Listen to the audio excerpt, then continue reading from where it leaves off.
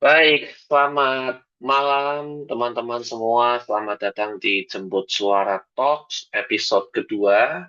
Kalau yang bertanya-tanya kapan nih episode pertamanya sudah pernah offline dulu ya. Bulan September 2025 di Jogja. Dan kami sadar bahwa network ini perlu diperluas, kegiatan ini perlu diperluas jangkauannya sampai ke seluruh penjuru negeri sehingga kami putuskan untuk mulai episode 2 dan seterusnya akan kami buat versi online-nya juga. Ya, selamat datang teman-teman di kegiatan Jemput Suara Talks ini. Nanti saya undang teman-teman untuk on cam kalau berkenan, kalau nggak berkenan juga nggak masalah. Kami juga mengundang teman-teman untuk sekiranya nanti ada pertanyaan, ada yang ingin disampaikan kepada pembicara atau ingin memantik diskusi juga silahkan bisa dituliskan di kolom chat, akan kami bantu sampaikan kepada narasumber juga, atau nanti teman-teman ingin langsung raise hand juga nggak apa-apa di tengah-tengah gitu ya. Ya, teman-teman, baru mungkin beberapa dari teman-teman ada yang baru pertama kali join kegiatan Jemput Suara. Jadi izinkan kami juga memperkenalkan tentang Jemput Suara. Dan sebelumnya untuk teman-teman Jemput Suara juga bisa mulai on cam ya. Di sini juga sudah kehadiran salah satu pembicara dari Komite Independen Sadar Pemilu, Mas Edward. Selamat malam, Mas Edward, dan selamat malam juga teman-teman pegiat KISP yang lain. Ya, selamat malam Mas. Silakan.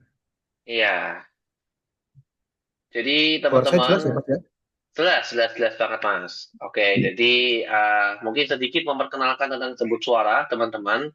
Jadi kami adalah sebuah community-based think tank yang didirikan di Yogyakarta awalnya. Jadi kami adalah platform yang dibangun dengan tujuan utama untuk menjadi penghubung antara pemerintah, partai politik, pemuda, dan masyarakat sipil, utamanya untuk mewujudkan um, apa yang kita sebut sebagai inklusivitas, terutama untuk mewujudkan agar kebijakan publik ini bisa menjadi inklusif bagi pemuda, agar pemuda tidak hanya menjadi penerima manfaat, tetapi juga bisa menjadi aktor utama untuk menyusun dan mengadvokasikan kebijakan publik yang lebih inklusif. Begitu, teman-teman, selamat datang di Jemput Suara. Semoga untuk yang pertama kali datang, semoga ini adalah kesan pertama yang baik untuk teman-teman. Untuk yang sudah berkali-kali hadir ke kegiatannya Jemput Suara, kami ucapkan terima kasih sudah setia bersama kami. Begitu. Malam hari ini temanya akan sangat menarik dan juga cukup seksi begitu ya kemarin karena sempat ada upaya untuk mengembalikan pilkada kita ke uh, mekanisme perwakilan melalui DPRD walaupun sudah dianulir juga oleh DPR katanya belum dibahas RUU pilkadanya tetapi kami kira tetap penting untuk dibahas karena ini menyangkut masa depan uh, partisipasi politik kita, terutama bagi pemuda. Begitu. Sehingga Jemput Suara Talks episode 2 malam hari ini mengangkat tema demokrasi kita, masa depan kita, membaca arah politik elit dan masa depan pilkada langsung bagi partisipasi pemuda. Dan kami mengundang beberapa narasumber yang saya kira juga sudah sangat populer ya di mata teman-teman juga sudah warawiri di mungkin di feeds, mungkin di Clippers Instagram begitu. Ada Mbak Bivitri Susanti yang akan segera join dan ada Mas Firdian Aurelio, Mas Iyang merupakan konten kreator lawan buta politik. Saya cek dulu apakah sudah bergabung Mas Iyang.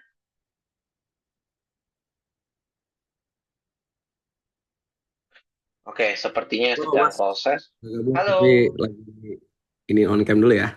Oh iya ya nggak apa-apa. Nanti nanti aja off on cam-nya. Ya Mas Iyang juga sudah hadir dan ya saya kira sudah bisa kita mulai ya teman-teman untuk agenda malam hari ini. Kita akan mulai dengan pemaparan konteks masalah terlebih dahulu dari salah satu rekan jemput suara. Lalu akan masuk ke sesi narasumber, sesi tanya jawab dan juga nanti akan ditutup dengan penutupan dan juga refleksi. Mungkin izinkan kami untuk memulai pemaparan konteks ya, pemaparan masalah yang akan disampaikan oleh Saudara Dimas Satria. Halo, Mas Dimas.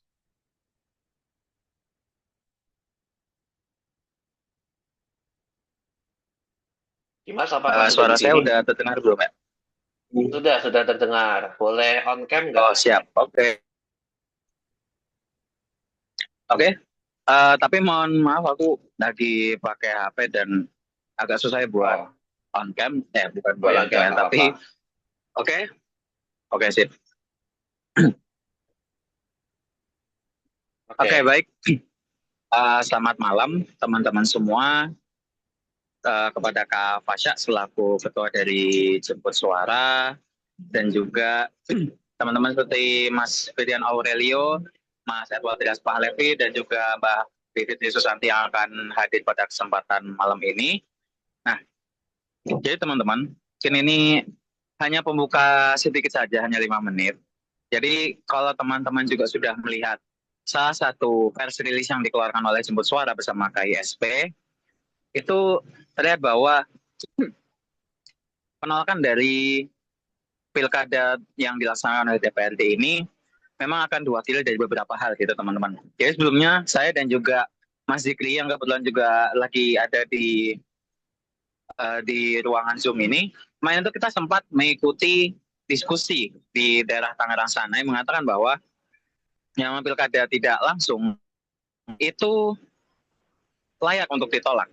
Jadi ini juga diwakili oleh 3 poin. Jadi saya ada 3 poin yang akan kita bicarakan ya teman-teman supaya tidak terlalu memakan banyak waktu.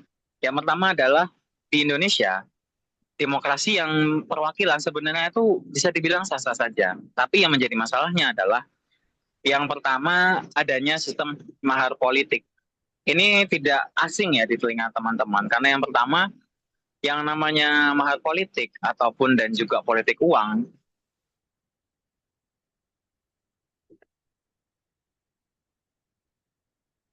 demokrasi nggak cuma dari demokrasi yang langsung. Yang dikhawatirkan seperti yang kalau teman-teman juga membaca hasil penelitian yang dilakukan oleh Universitas Gadjah Mada, dikhawatirkan demokrasi yang berbentuk perwakilan ini akan memindahkan titik dari yang mana politik uang itu terjadi sampai ke lingkup masyarakat, itu akan terjadi di kalangan para elit politik. Yang mana 2 hal ini juga sangat berbahaya sekali. Dari politik uang saja itu sudah sangat berbahaya dan mencederai demokrasi. Yang kedua adalah ini didukung oleh hilangnya virtu atau keadilan secara moral. Yang mana ketika virtu ini hilang, maka dikhawatirkan pilkada ini tidak hanya menjadi eksklusif, tapi tidak akan memberikan kesempatan bagi anak-anak muda. Jadi kalau teman-teman juga pernah melihat dari survei Litbang Kompas ya teman-teman, itu masyarakat banyak yang mengatakan dari survei itu untuk menolak dari pilkada secara DPRD, tapi secara parpol itu sangat diterima, mengalami acceptance rate yang sangat tinggi. Yang mana ini artinya masyarakat tuh memiliki tingkat ketidakpercayaan terhadap partai politik yang dikhawatirkan kalau misalnya pilkada ini terjadi, maka suara yang dihasilkan dari proses yang tidak langsung ini akan tidak mencerminkan hasil dari suara yang diinginkan oleh masyarakat. Itu yang pertama dan kedua. Dan nomor 3, ini akan menyebabkan jalur seperti pemilihan calon kepala daerah melalui jalur independen itu akan sangat sulit.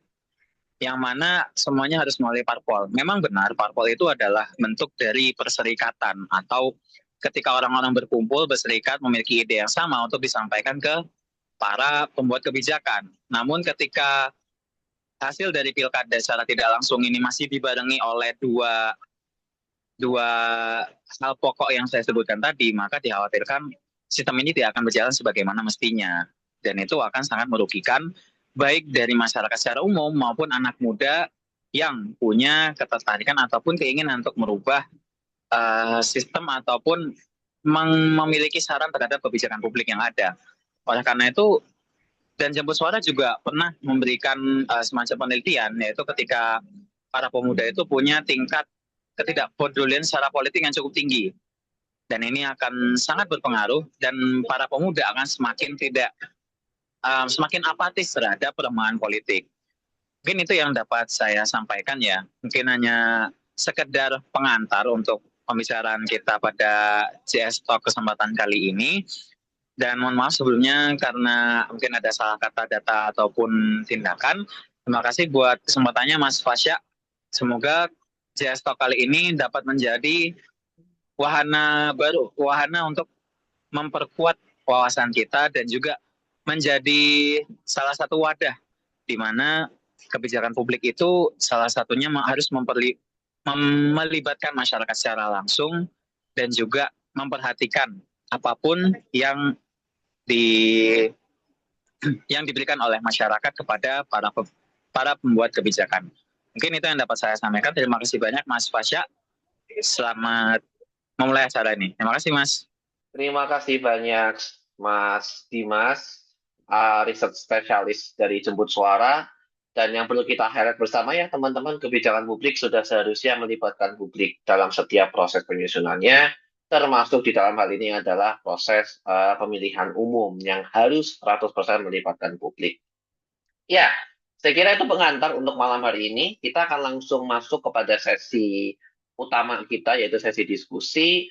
Sekali lagi teman-teman, silahkan kalau nanti ingin langsung mengajukan pertanyaan bisa di kolom chat, atau kalau mau cukup percaya diri untuk berbicara secara langsung bisa raise hand gitu ya.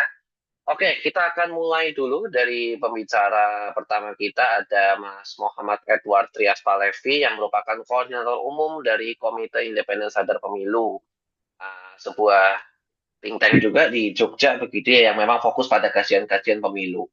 Nah, selamat malam Mas Edward. Ya, malam Mas Fasya.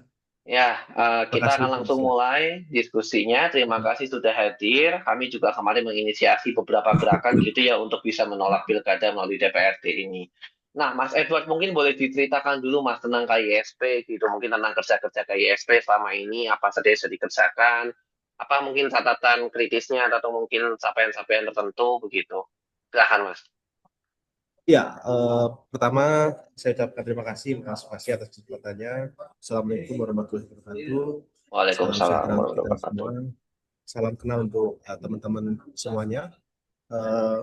Jadi sedikit cerita teman-teman, kami di Komite Independen Sadar Pemilu ini adalah organisasi pemantau pemilu ya, bisa dibilang pemantau pemilu. Kami berdiri pada tahun 2018 dan sekarang berusia berapa? 7 berarti ya, 7 tahun begitu. Dan home base kami memang diawali di Jogja, sekarang kami ada di Jakarta. Dan teman-teman yang belum follow IG kita juga boleh silakan lebih dalam ya terkait apa itu KISP. Dan KISP sekarang juga tidak hanya berdiri sendiri, kami melahirkan sebuah platform baru namanya Muda Bicara ID ya. Jadi kalau teman-teman memfollow KISP juga bisa memfollow Muda Bicara ID. Jadi KISP adalah lembaga pemantau pemilu, sedangkan Muda Bicara ID adalah salah satu platform untuk membicarakan proses pasca pemilu.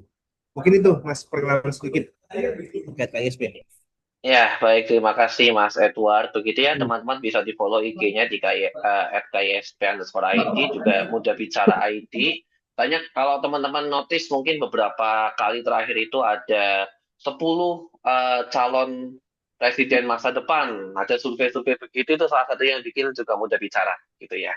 Jadi mungkin secara tidak langsung teman-teman sudah lihat hasil surveinya gitu. Oke, Mas Edward, berkaitan dengan hasil atau berkaitan dengan pilkada begitu, sebagai organisasi yang sudah melakukan pemantauan terhadap pemilu dan proses pilkada, kalau melihat praktik yang sudah berjalan selama ini dan juga apa yang terjadi hari ini, sebenarnya apa sih masalah yang paling serius dari pilkada langsung kita selama ini? Oke, Mas Fasya. Jadi saya merangkum langsung jadi sebuah catatan masalah ya Mas Fasya, sesuai dengan yang dikirimkan Mas Fasya kepada saya.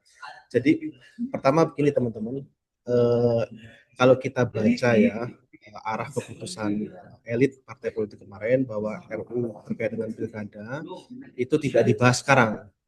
Akan tetapi tidak dibahas sekarang itu bukan berarti tidak akan dibahas begitu ya.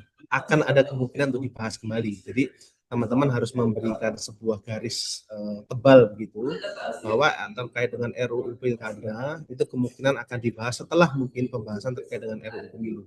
Dan sikap kami di KISP ataupun juga Muda Bicara, kami menolak secara tegas ya terhadap proses pelaksanaan pilkada tidak langsung ya, wacana terhadap proses pilkada tidak langsung. Kenapa demikian? Karena kami memberikan sebuah judul bahwa pilkada tidak langsung itu bagian dari menggerus demokrasi lokal. Nah, kenapa topiknya itu? Catatan pertama, teman-teman, yang perlu kita ketahui bersama, kalau kita mengikuti perjalanan demokrasi kita, Mas Fasya, kita ini sudah mulai menuju konsolidasi sistem yang makin solid. Walaupun tentu ya terdapat beberapa yang perlu dibenahi. Nah, kenapa demikian? Karena pasca pemilu langsung di tahun 2004 ya, jadi pemilu pertama itu dimulai 2004 dan pilkada langsung itu dimulai tahun 2005. Banyak sekali perkembangan dan dinamika ketatanegaraan yang secara kelembagaan dan sistem ini makin mengokohkan sistem demokrasi kita. Misalnya soal pilkada langsung. Pilkada langsung ini kan diawali dalam sejarahnya kita memulai Pilpres 2004 secara langsung. Jadi 2004 Pilpres secara langsung, setelah itu terbitlah Undang-Undang Nomor 32 tahun 2004, maka di 2005 dilakukanlah pilkada langsung. Tujuannya apa? Kita menyelaraskan bagaimana pemilihannya eksekutif di nasional itu secara langsung. Di daerah itu juga secara langsung. Jadi semangat pilkada langsung itu sebenarnya semangat yang bisa dibilang koheren ya dengan pemilihan presiden secara langsung. Nah, yang menjadi kekhawatiran begini, kalau ada gugatan misalnya mengenai pilkada langsung berubah menjadi tidak langsung, maka tidak menutup kemungkinan kemudian suatu saat nanti akan ada evaluasi dan upaya untuk mengarahkan pemilihan presiden kita untuk tidak langsung. Jadi saya itu teman-teman sekalian berkeyakinan ya ada indikasi untuk mengembalikan pemerintah untuk kembali ke sentralistik. Nah, ini yang menurut saya kita patut curigai. Itu catatan pertama. Catatan kedua, ini kalau teman-teman mencoba mengkulik ya dalam 2 minggu kemarin, di dalam catatan saya beberapa poin ya, banyak sekali statement elit parpol yang mengatakan bahwa pilkada langsung itu justru memfasilitasi pemodal dan para elit, bukan kepada rakyat. Jadi coba teman-teman cari. Jadi output dari kepala daerah secara langsung itu bukan untuk rakyat, tapi untuk pemodal dan para elit. Pertanyaannya nih, kalau kita bicara diskursus mengenai pilkada, kalau kita menganalisa ya perjalanan kontestasi kita, apakah itu salah dari pelaksanaan pilkada langsungnya secara sistem, ataukah karena memang tidak ada pengawasan yang efektif misalnya oleh partai politik terhadap kader-kadernya yang ada di daerah, baik itu kepala daerah ataupun wakil kepala daerah. Teman-teman kalau cross check di data KPU ya, kepala daerah yang maju menjadi calon kepala daerah dengan diusung partai politik itu 90% jumlahnya. Artinya orang kalau mendaftar kepala daerah rata-rata itu adalah kader partai politik. Sisanya teman-teman nanti cek ya, kalau saya salah tolong dikoreksi. 3,4% itu diusung oleh jalur independen. Di daerah, kerja-kerja kedaerahan yang dilakukan oleh eksekutif itu diawasi oleh yang namanya DPRD ya, sebagai kader partai politik. Tentu mereka harus menjalankan apa yang menjadi ideologi partai politik untuk maju periode kedua yang harus dapat tiket dari partai politik. Jadi siapapun kepala daerahnya 90% lebih di Indonesia itu masuknya lewat partai politik. Pertanyaannya begini, kalau ada persoalan terjadi korupsi, terjadi persoalan disiplin para kader yang tidak melayani kepentingan publik, atau terjadi ya kasus-kasus penyelewengan kekuasaan, evaluasi yang paling mendasar adalah partai politiknya, karena mereka berangkat sebagai kader partai. Jadi evaluasi yang semestinya pertama kali ialah partai politik. Ini kalau pendapat saya ya, bukan sistem. Catatan yang ketiga teman-teman, nanti kita bisa berdiskusi ya, sesuai dengan tor yang diberikan kepada saya terkait dengan teknis ya, pembiayaan teknis yang mahal. Kalau kita kalkulasi Mas Fasya, masalah pilkada langsung dengan pembiayaan, seolah-olah kalkulasinya jadi kayak mudah begitu menyimpulkannya. Tetapi kalau kita melihat keuntungan ya atau valuasi ekonomi itu harus dilihat secara holistik. Misalnya begini, dengan adanya pilkada langsung, masyarakat itu merasa didengar, kemudian menjadi ambil bagian dalam pemerintahan, sehingga anasir-anasir yang sifatnya mengarah pada disintegrasi, ya, kekerasan, konflik itu menjadi bisa diredam dari jalur-jalur konstitusional. Itu kan juga sebuah keuntungan. Jadi kalau kita menilik ya, catatan sebelum 2005, kenapa kita beralih di tahun 2005 untuk pilkada langsung pertama kali?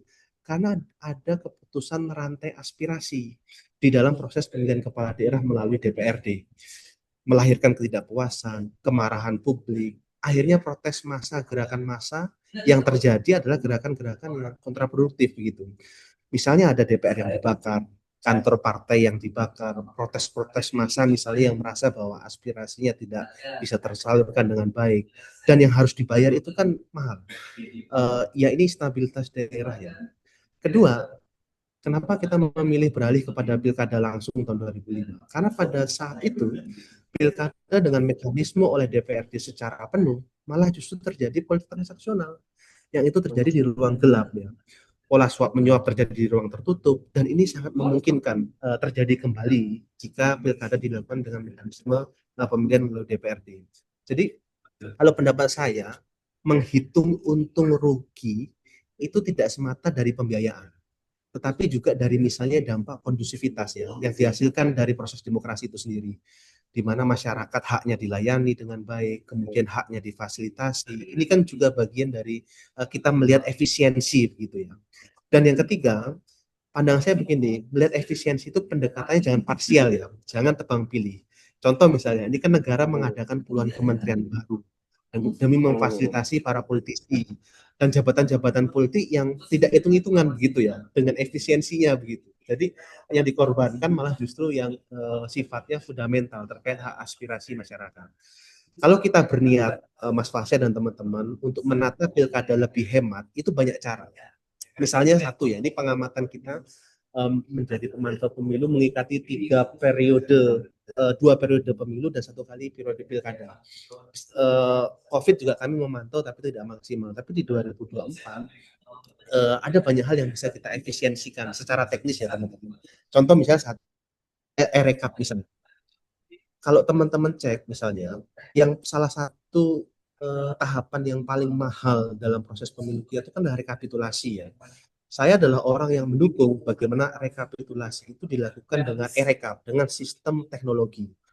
Yang dimana sistem teknologi ini didesain dengan transparan dan akuntabilitas. Jadi tidak perlu KPPS itu dalam proses penghitungan atau rekapitulasi itu dengan manual, yang itu menghabiskan berbagai surat-surat ya, ada surat C4, C7, C8 ya, ini secara teknis ya teman-teman.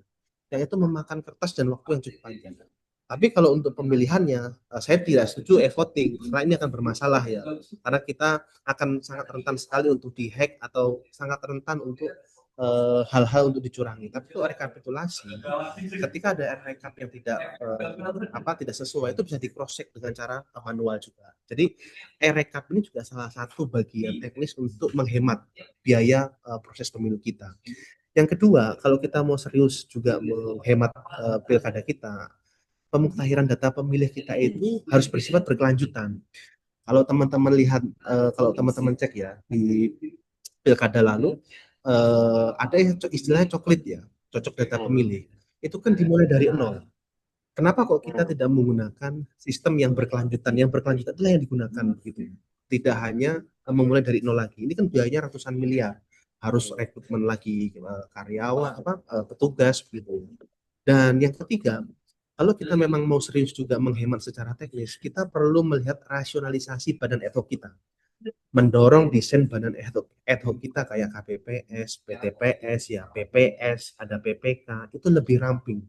KPPS kita kan jumlahnya 7. Kenapa 7 misalnya? Kenapa kok nggak kita buat menjadi 4, tapi sistem administrasinya kita mulai dengan digital? Itu kan juga menurut saya bagian yang bisa mengurangi ya, terkait hal-hal teknis proses pemilu kita atau pilkada kita. Dan yang keempat, teman-teman yang harus digarisbawahi, biaya yang paling mahal itu adalah konsolidasi penyelenggara secara offline, pertemuan secara nasional, titik kumpulnya di mana, apa yang itu membuat biaya itu sangat mahal, uang tiket, uang pesawat, uang makan dan segala macam. Kan sekarang sudah bisa online begitu ya Mas Fasya. Jadi banyak cara untuk menghemat secara teknis. Dan yang kelima adalah penataan biaya politik. Jadi kalau teman-teman melihat ya skema dana kampanye kita, jadi di dalam proses pilkada itu kan ada istilahnya dana kampanye. Dana kampanye ini didesain untuk terjadinya keseimbangan pertarungan ya. Jadi misalnya kalau batas kampanyenya itu 2 miliar ya semua calon harus maksimal 2 miliar. Harusnya idealnya seperti itu begitu ya. Ini perlu diperkuat. Jadi supaya dana kampanye yang sifatnya gelap-gelap ini tidak terjadi begitu ya. Nah, menurut saya banyak cara untuk mengurangi pembiayaan secara teknis ataupun secara substansial pada proses pilkada kita. Catatan keempat terakhir, Mas Fasya, klaim terkait politik biaya mahal ya akibat politik uang dan lemahnya penegakan hukum. Teman-teman sekalian, kalau kita membicarakan klaim politik biaya tinggi ya atau politik mahal, saya tuh sering jokes itu seperti klaim hantu begitu. Kalau teman-teman sekalian ini menyambung laporan dana kampanye, melihat laporan dana kampanye para kontestan ya, itu sangat normal, sangat wajar, bahkan di bawah rata-rata begitu. Nah, oleh karena itu kan berarti tadi klaimisasi politik berbiaya tinggi dan mahal itu ada terjadi di ruang-ruang gelap gitu ya, di ruang-ruang yang ilegal gitu. Jadi mereka pun juga melakukan hal-hal yang ilegal. Salahnya kan juga di partai politiknya. Yang kemudian pendapat saya seharusnya persoalan ini dibawa ke ruang yang lebih terang. Ya, jadi dana kampanye itu harus bisa diaudit, masyarakat bisa melihat secara terbuka.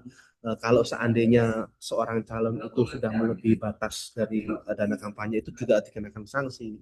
Menurut saya itu bagian dari menata kompetisi kita menjadi lebih sederhana dan lebih stabil. Dan yang saya sayangkan tuh begini mengenai politik uang. Kita itu juga harus bicara mengenai penegakan hukumnya. Masalah ini kan Mas Fasya, menurut saya karena ada pembiaran-pembiaran praktek ini berlangsung. Misalnya ya, ini misalnya undang-undang pilkada kita itu kan sudah sedikit lebih kuat dibandingkan undang-undang pemilu ya. Setiap orang itu bisa dijerat sanksi ketika melakukan praktek politik uang. Tadi kan persoalannya kan tidak hanya cukup pada aspek undang-undang. Persoalannya ada di lembaga pengawas kita. Kadang-kali yang juga tidak memiliki kapabilitas yang cukup berani ya, kapabilitas yang tidak cukup berani ya, bukan kapasitas skill. Mungkin mereka memahami, tapi keberanian untuk menegakkan keadilan dalam hal ini terkait praktek politik uang, menurut saya juga tidak maksimal.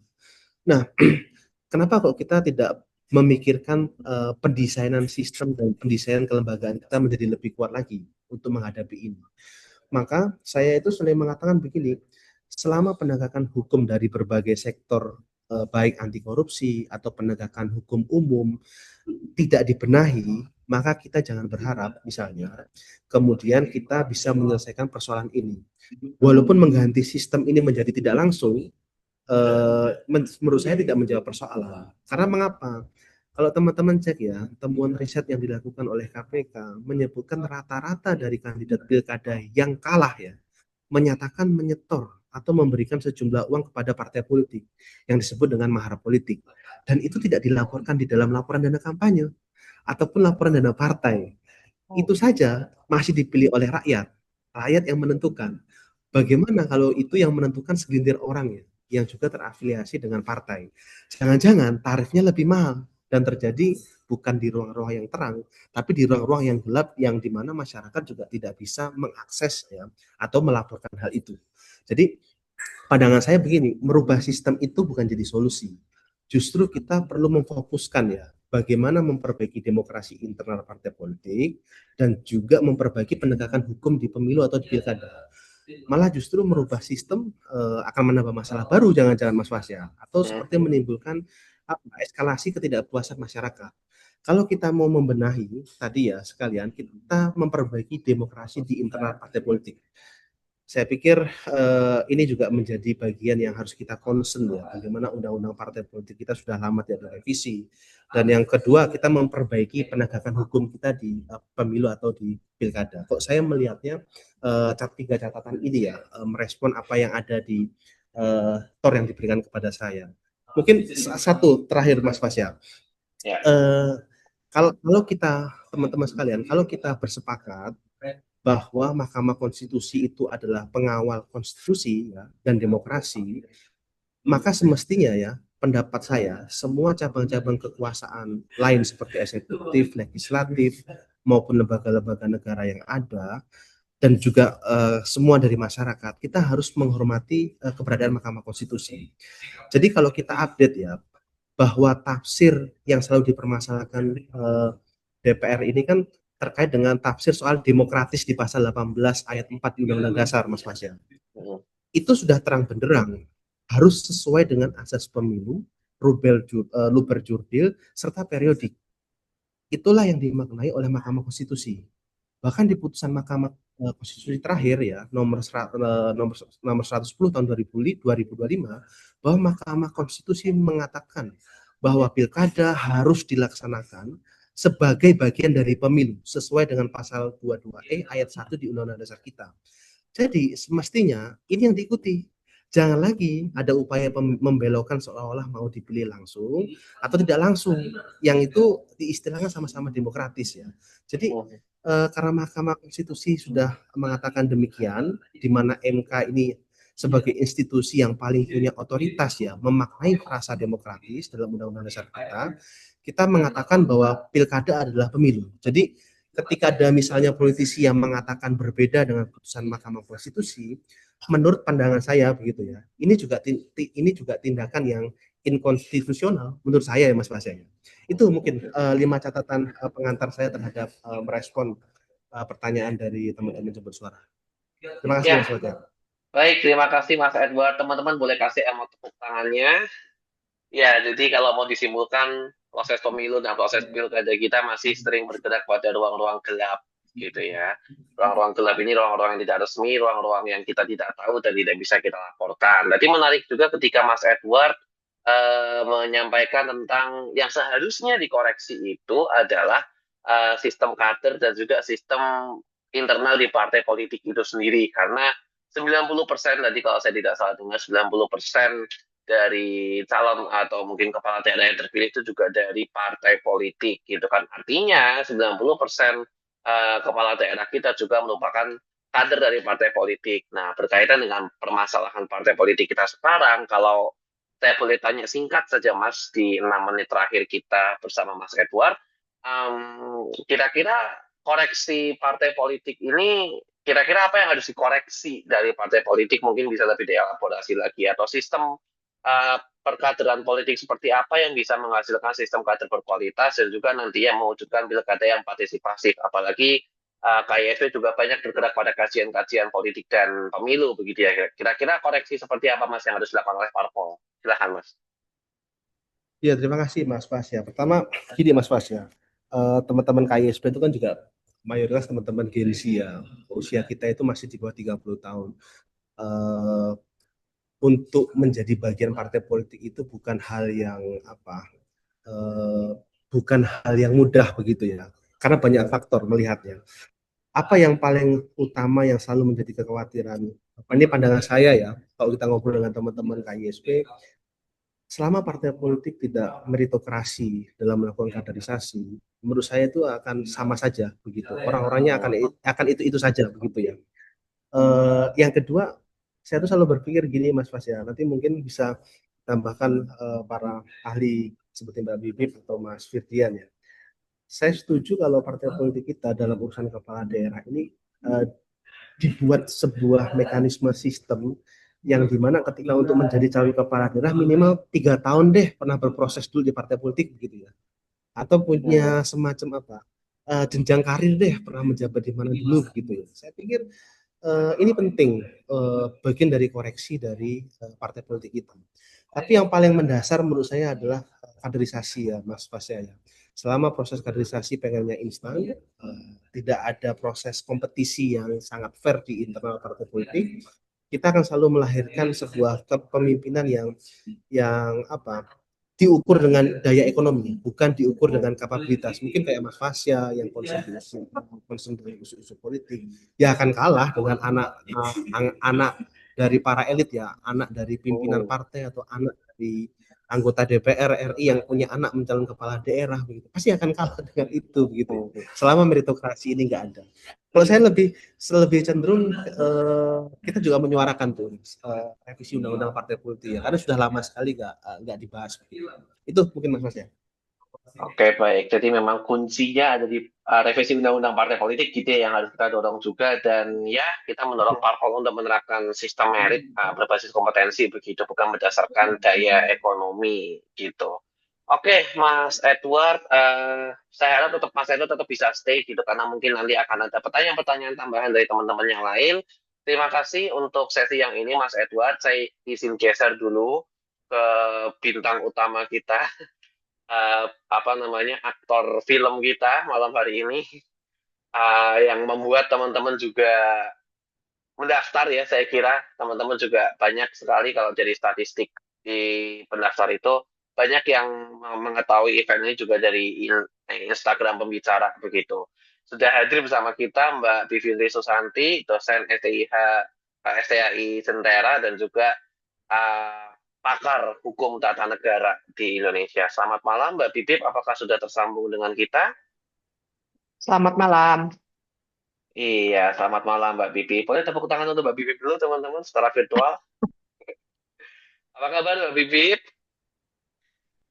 Baik, sehat, alhamdulillah. Makasih. Alhamdulillah, baik. Terima kasih. Baik, terima kasih sudah menyempatkan waktunya untuk hadir malam hari ini, Mbak Bibip. Kita tadi sudah memulai diskusi kita dengan Komite Independen Sadar Pemilu yang memberikan banyak catatan kritis tentang proses pemilu, begitu ya, proses politik dan proses pilkada juga begitu. Sekarang kita akan berbicara pada sudut pandang hukum, terutama hukum tata negara. Dan teman-teman, saya juga ingatkan untuk para peserta sekalian, silahkan kalau ada yang mau bertanya, boleh langsung diketik di kolom komentar, atau bahkan kalau mau raise hand juga boleh gitu, nanti saya akan tunjuk langsung begitu ya. Mbak Bibip sudah siap, Mbak? Ya, boleh.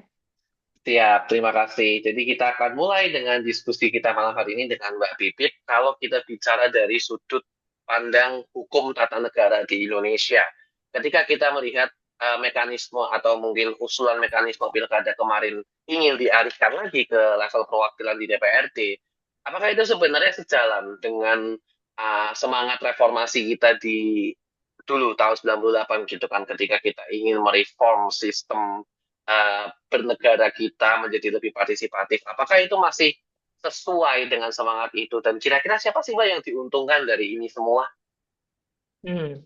Baik, terima kasih. Jadi ini saya langsung aja kali agak Ya, panjang gitu ya, nggak usah nunggu ya, ya, ya, pertanyaan ya. ya. Baik, jadi selamat malam ya teman-teman. Assalamualaikum warahmatullahi wabarakatuh. Salam sejahtera, Waalaikumsalam. salam banyak lainnya lah. Salam Pancasila juga, karena nanti kita harus membahas Pancasila juga. Baik. Jadi kalau pertanyaannya apakah pilkada melalui DPRD itu sesuai semangat reformasi, jelas tidak menurut saya. Kenapa? Karena pertama, pilkada melalui DPRD itu sebenarnya saya melihat tujuan akhirnya adalah ke resentralisasi. Dan dalam arti otonomi daerahnya makin dikurangi lagi. Persis seperti masa Orde Baru. Kalau karena topik diskusi kita, dan saya kira banyak sekali di sini pesertanya kawan-kawan muda yang barangkali tidak merasakan Orde Baru, artinya mungkin beruntung sebenarnya. Tapi bayangkan bahwa pada masa Orde Baru itu memang kita punya referensi tentang pelaksanaan pemilu oleh DPRD, dan waktu itu ingat pada masa itu semua Soeharto disokong oleh, kalau dalam analisis, dalam cerita-cerita sejarah itu namanya ABG, ABRI, Birokrasi, dan Golkar. Nah, jadi bayangkan waktu itu, ABRI itu ini ya, tentara dan polisi ya. Bayangkan waktu itu kebanyakan kepala daerah, gubernur, bupati, wali kota adalah tentara, kebanyakan. Ya, karena Soeharto juga jenderal kan. Agak mirip ya dengan hari ini. Kita punya presiden juga jenderal, dan juga kita juga punya tentara yang menguat, dan kita juga punya kepolisian yang sudah kuat. Dan inilah yang sekarang kita bisa lihat bagaimana segala-galanya dicoba dibalikkan. Dan juga ingat bahwa resentralisasi itu sebenarnya bukan hanya percobaannya dilakukan kali ini. Kalau mau dirunut ke belakang, bahkan sejak setidaknya keluarnya Undang-Undang Cipta Kerja tahun 2002, kita hitungnya dari 2023 lah ya, pas sudah mulai jalannya, itu sebenarnya sudah ada balik lagi kekuatan pusat jauh lebih kuat, terutama dalam hal ekonomi dan kontrol-kontrol lainnya.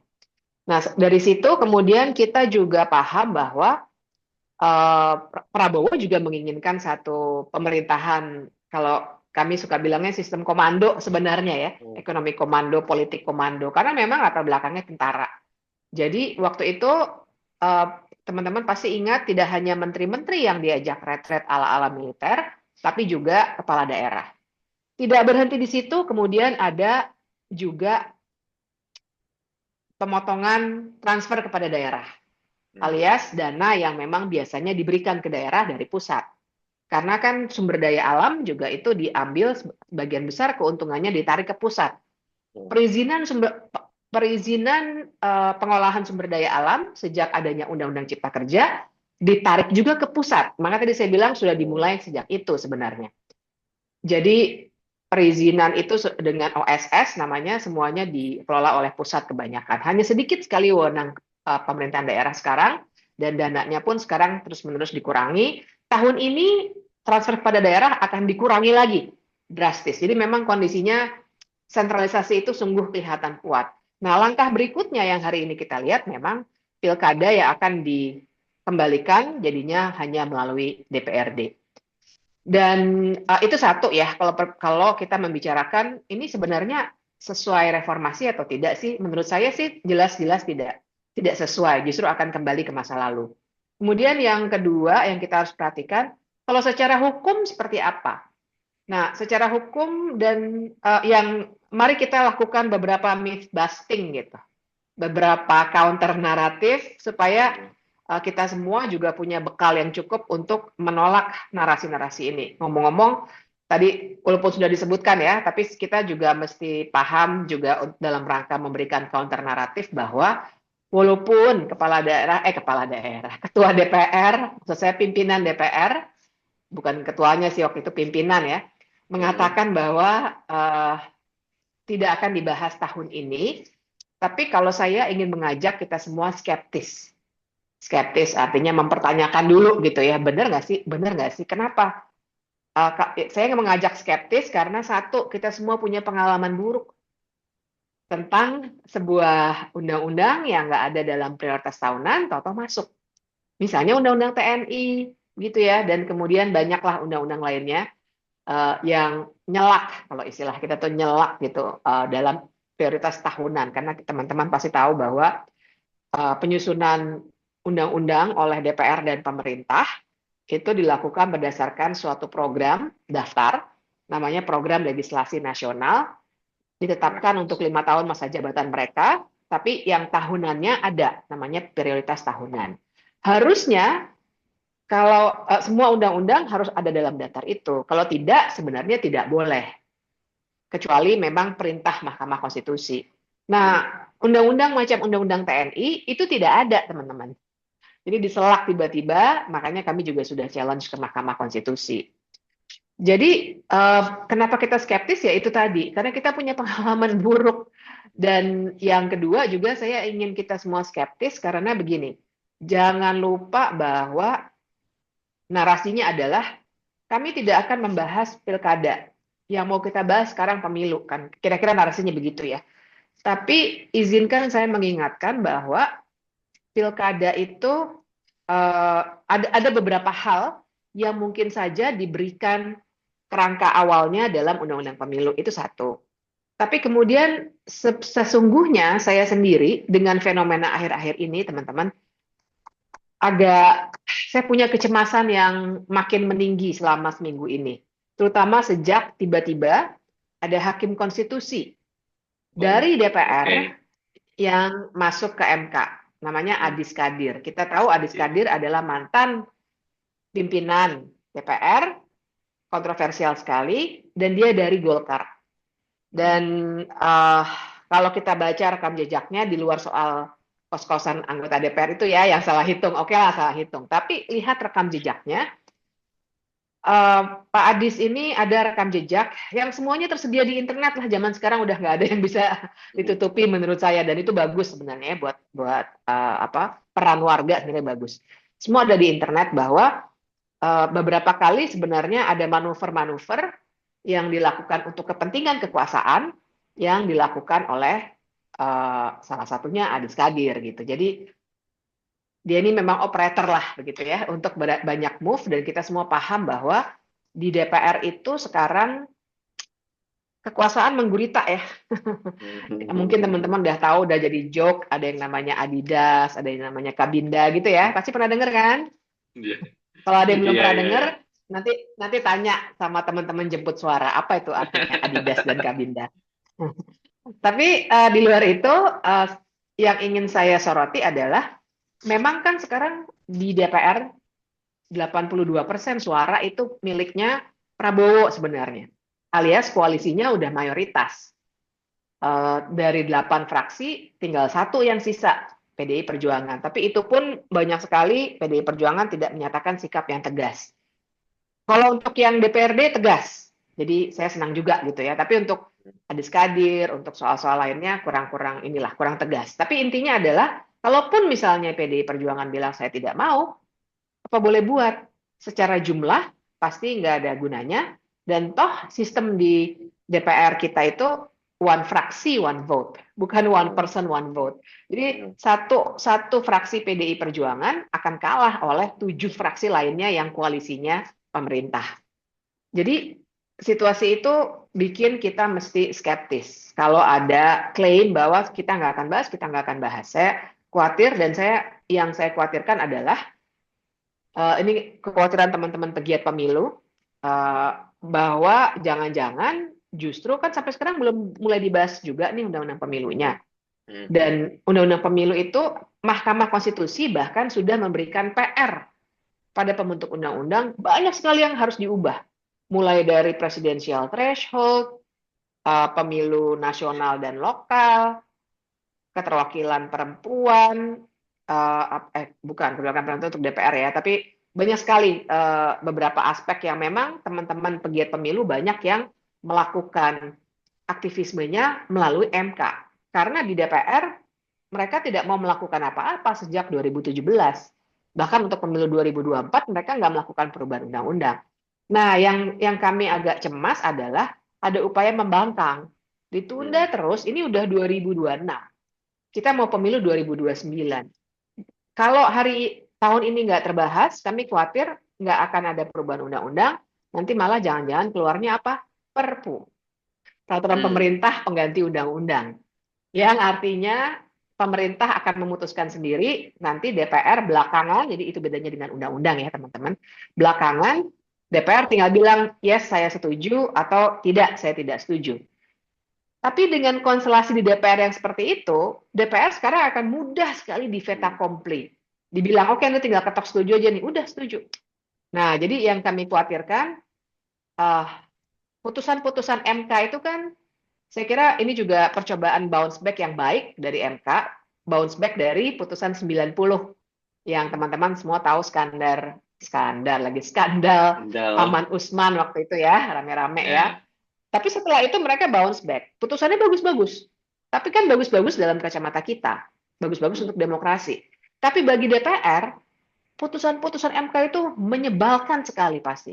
Karena akan mengganggu kenyamanan mereka dalam status quo. Mereka udah nyaman. Ngapain keluar dari status quo itu? Nah, MK memaksa mereka keluar dari status quo. Nah, yang kami khawatirkan kalau perubahan undang-undang tidak dilakukan dengan sengaja, supaya yang akan terjadi ya masih begini-begini saja. Nah, jadi satu hal lagi yang ingin saya bicarakan adalah soal misalnya ada pernyataan yang agak ngaco menurut saya ya, yang juga mengatakan bahwa memang harusnya dipilihkan oleh DPRD nih kepala daerah karena sesuai dengan Pancasila, sila keempat. Kenapa? Karena yang diambil itu adalah permusyawaratan perwakilan. Tapi mereka tidak baca dari depan, kerakyatan yang dipimpin oleh. Jadi sebenarnya menurut banyak sekali penelitian, gagasan sila keempat Pancasila itu, gagasannya para pendiri bangsa kita, sebenarnya bukannya untuk mewakili dalam arti memilih eksekutif oleh legislatif dan seterusnya.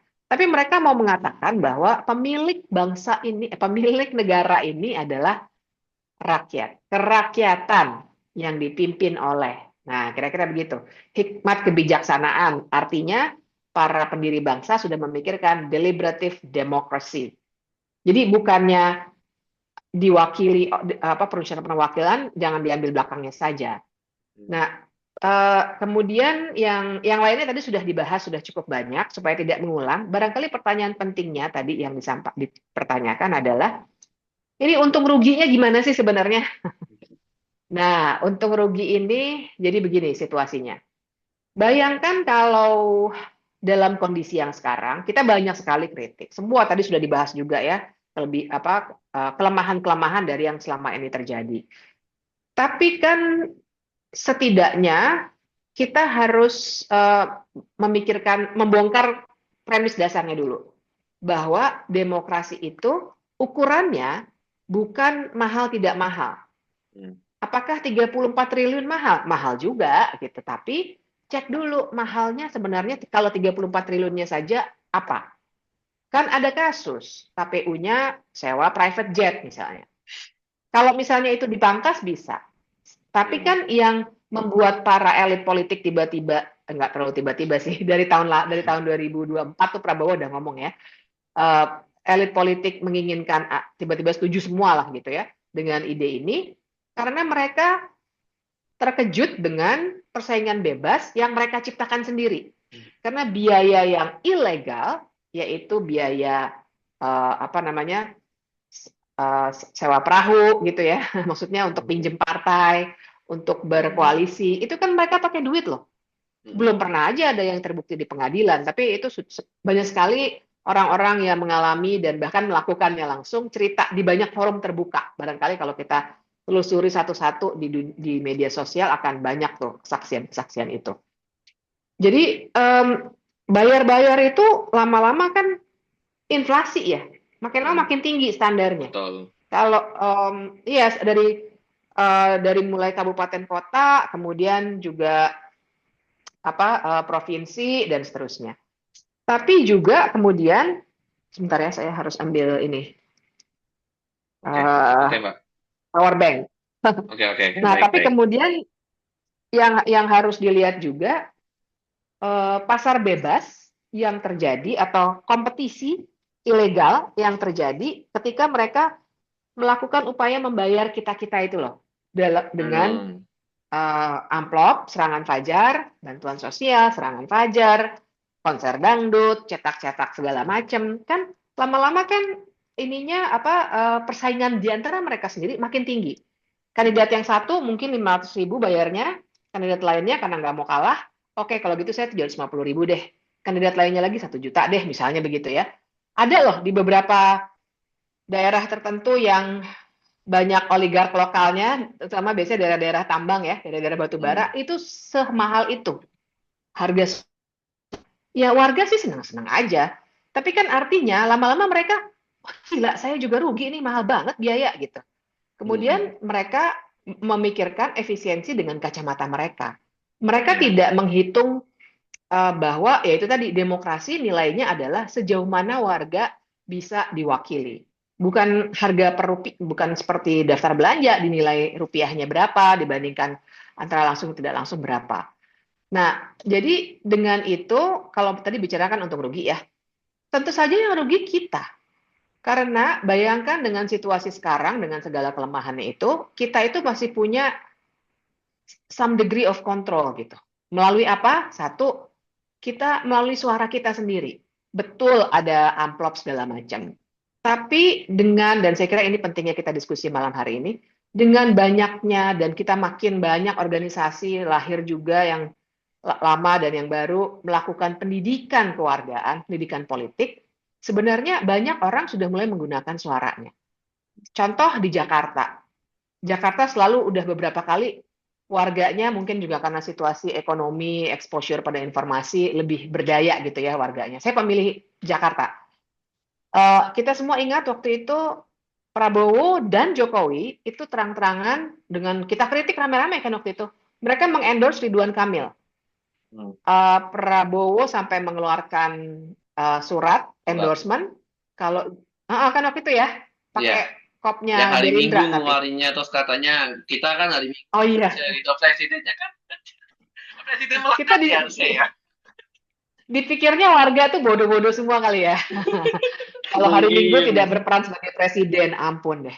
Nah, tapi bayangkan sampai selevel presiden melakukan tindakan yang menurut saya sangat-sangat tidak beretika seperti itu, tapi Ridwan Kamil kalah. Artinya kan ada dalam tanda kutip perlawanan warga. Saya nggak menyoroti kita harus mendukung siapa enggak ya, tapi itu fakta yang sangat penting menurut saya.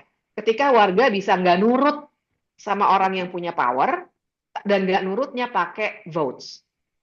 Nggak, tidak hanya Jakarta, tapi di dua kota yang sengaja didesain supaya lawannya andalan mereka adalah kota kosong, kota kosongnya yang menang. Itu kan cara warga melawan sebenarnya. Nah, itu satu. Jadi kita punya some degree of control melalui votes kita. Tapi juga dengan adanya pilkada langsung, kita jadi punya ruang untuk bernegosiasi politik. Betul bahwa mereka juga nggak peduli sama janji-janji palsunya itu gitu ya si kepala daerah. Tapi ruangnya ada. Dan ini politik anyway. Segala hal dinegosiasikan, tapi ruang negosiasinya harus terbuka. Misalnya kalau di Jakarta, saya maaf ya pakai contohnya Jakarta terus karena saya pemilih di sini, jadi saya banyak diskusinya juga soal itu. Misalnya teman-teman jaringan rakyat miskin kota bikin deal, maksud secara terbuka ya, bukan deal tertutup, bikin semacam kontrak politik sama calon gubernur siapa yang bersedia gitu untuk mereka misalnya karena ini JRMK jadi soal perumahan untuk masyarakat miskin dan lain sebagainya. Di banyak tempat lain juga begitu. Ada semacam paksaan-paksaan teman-teman kelompok disabilitas mendorong supaya didatangilah semua bupati bikin janji supaya mereka akan memperhatikan kelompok-kelompok disabilitas misalnya. Secara terbuka. Bayangkan ruang itu akan hilang, teman-teman, kalau nanti pemilihnya cuma DPRD. Kalau teman saya yang agak-agak nakal sedikit, dia bilang, bayangin ntar duitnya nggak masuk kantong kita loh. Maksudnya ke DPRD. Tapi itu tetap salah ya. Tapi tetap salah. Itu argumen yang benar tapi kurang lurus lah ya. Tapi bayangkan sekarang kepentingan kita itu nggak diperhatikan sama sekali nantinya. Sangat mungkin. Kenapa? Karena kita nggak relevan dengan hidup mereka.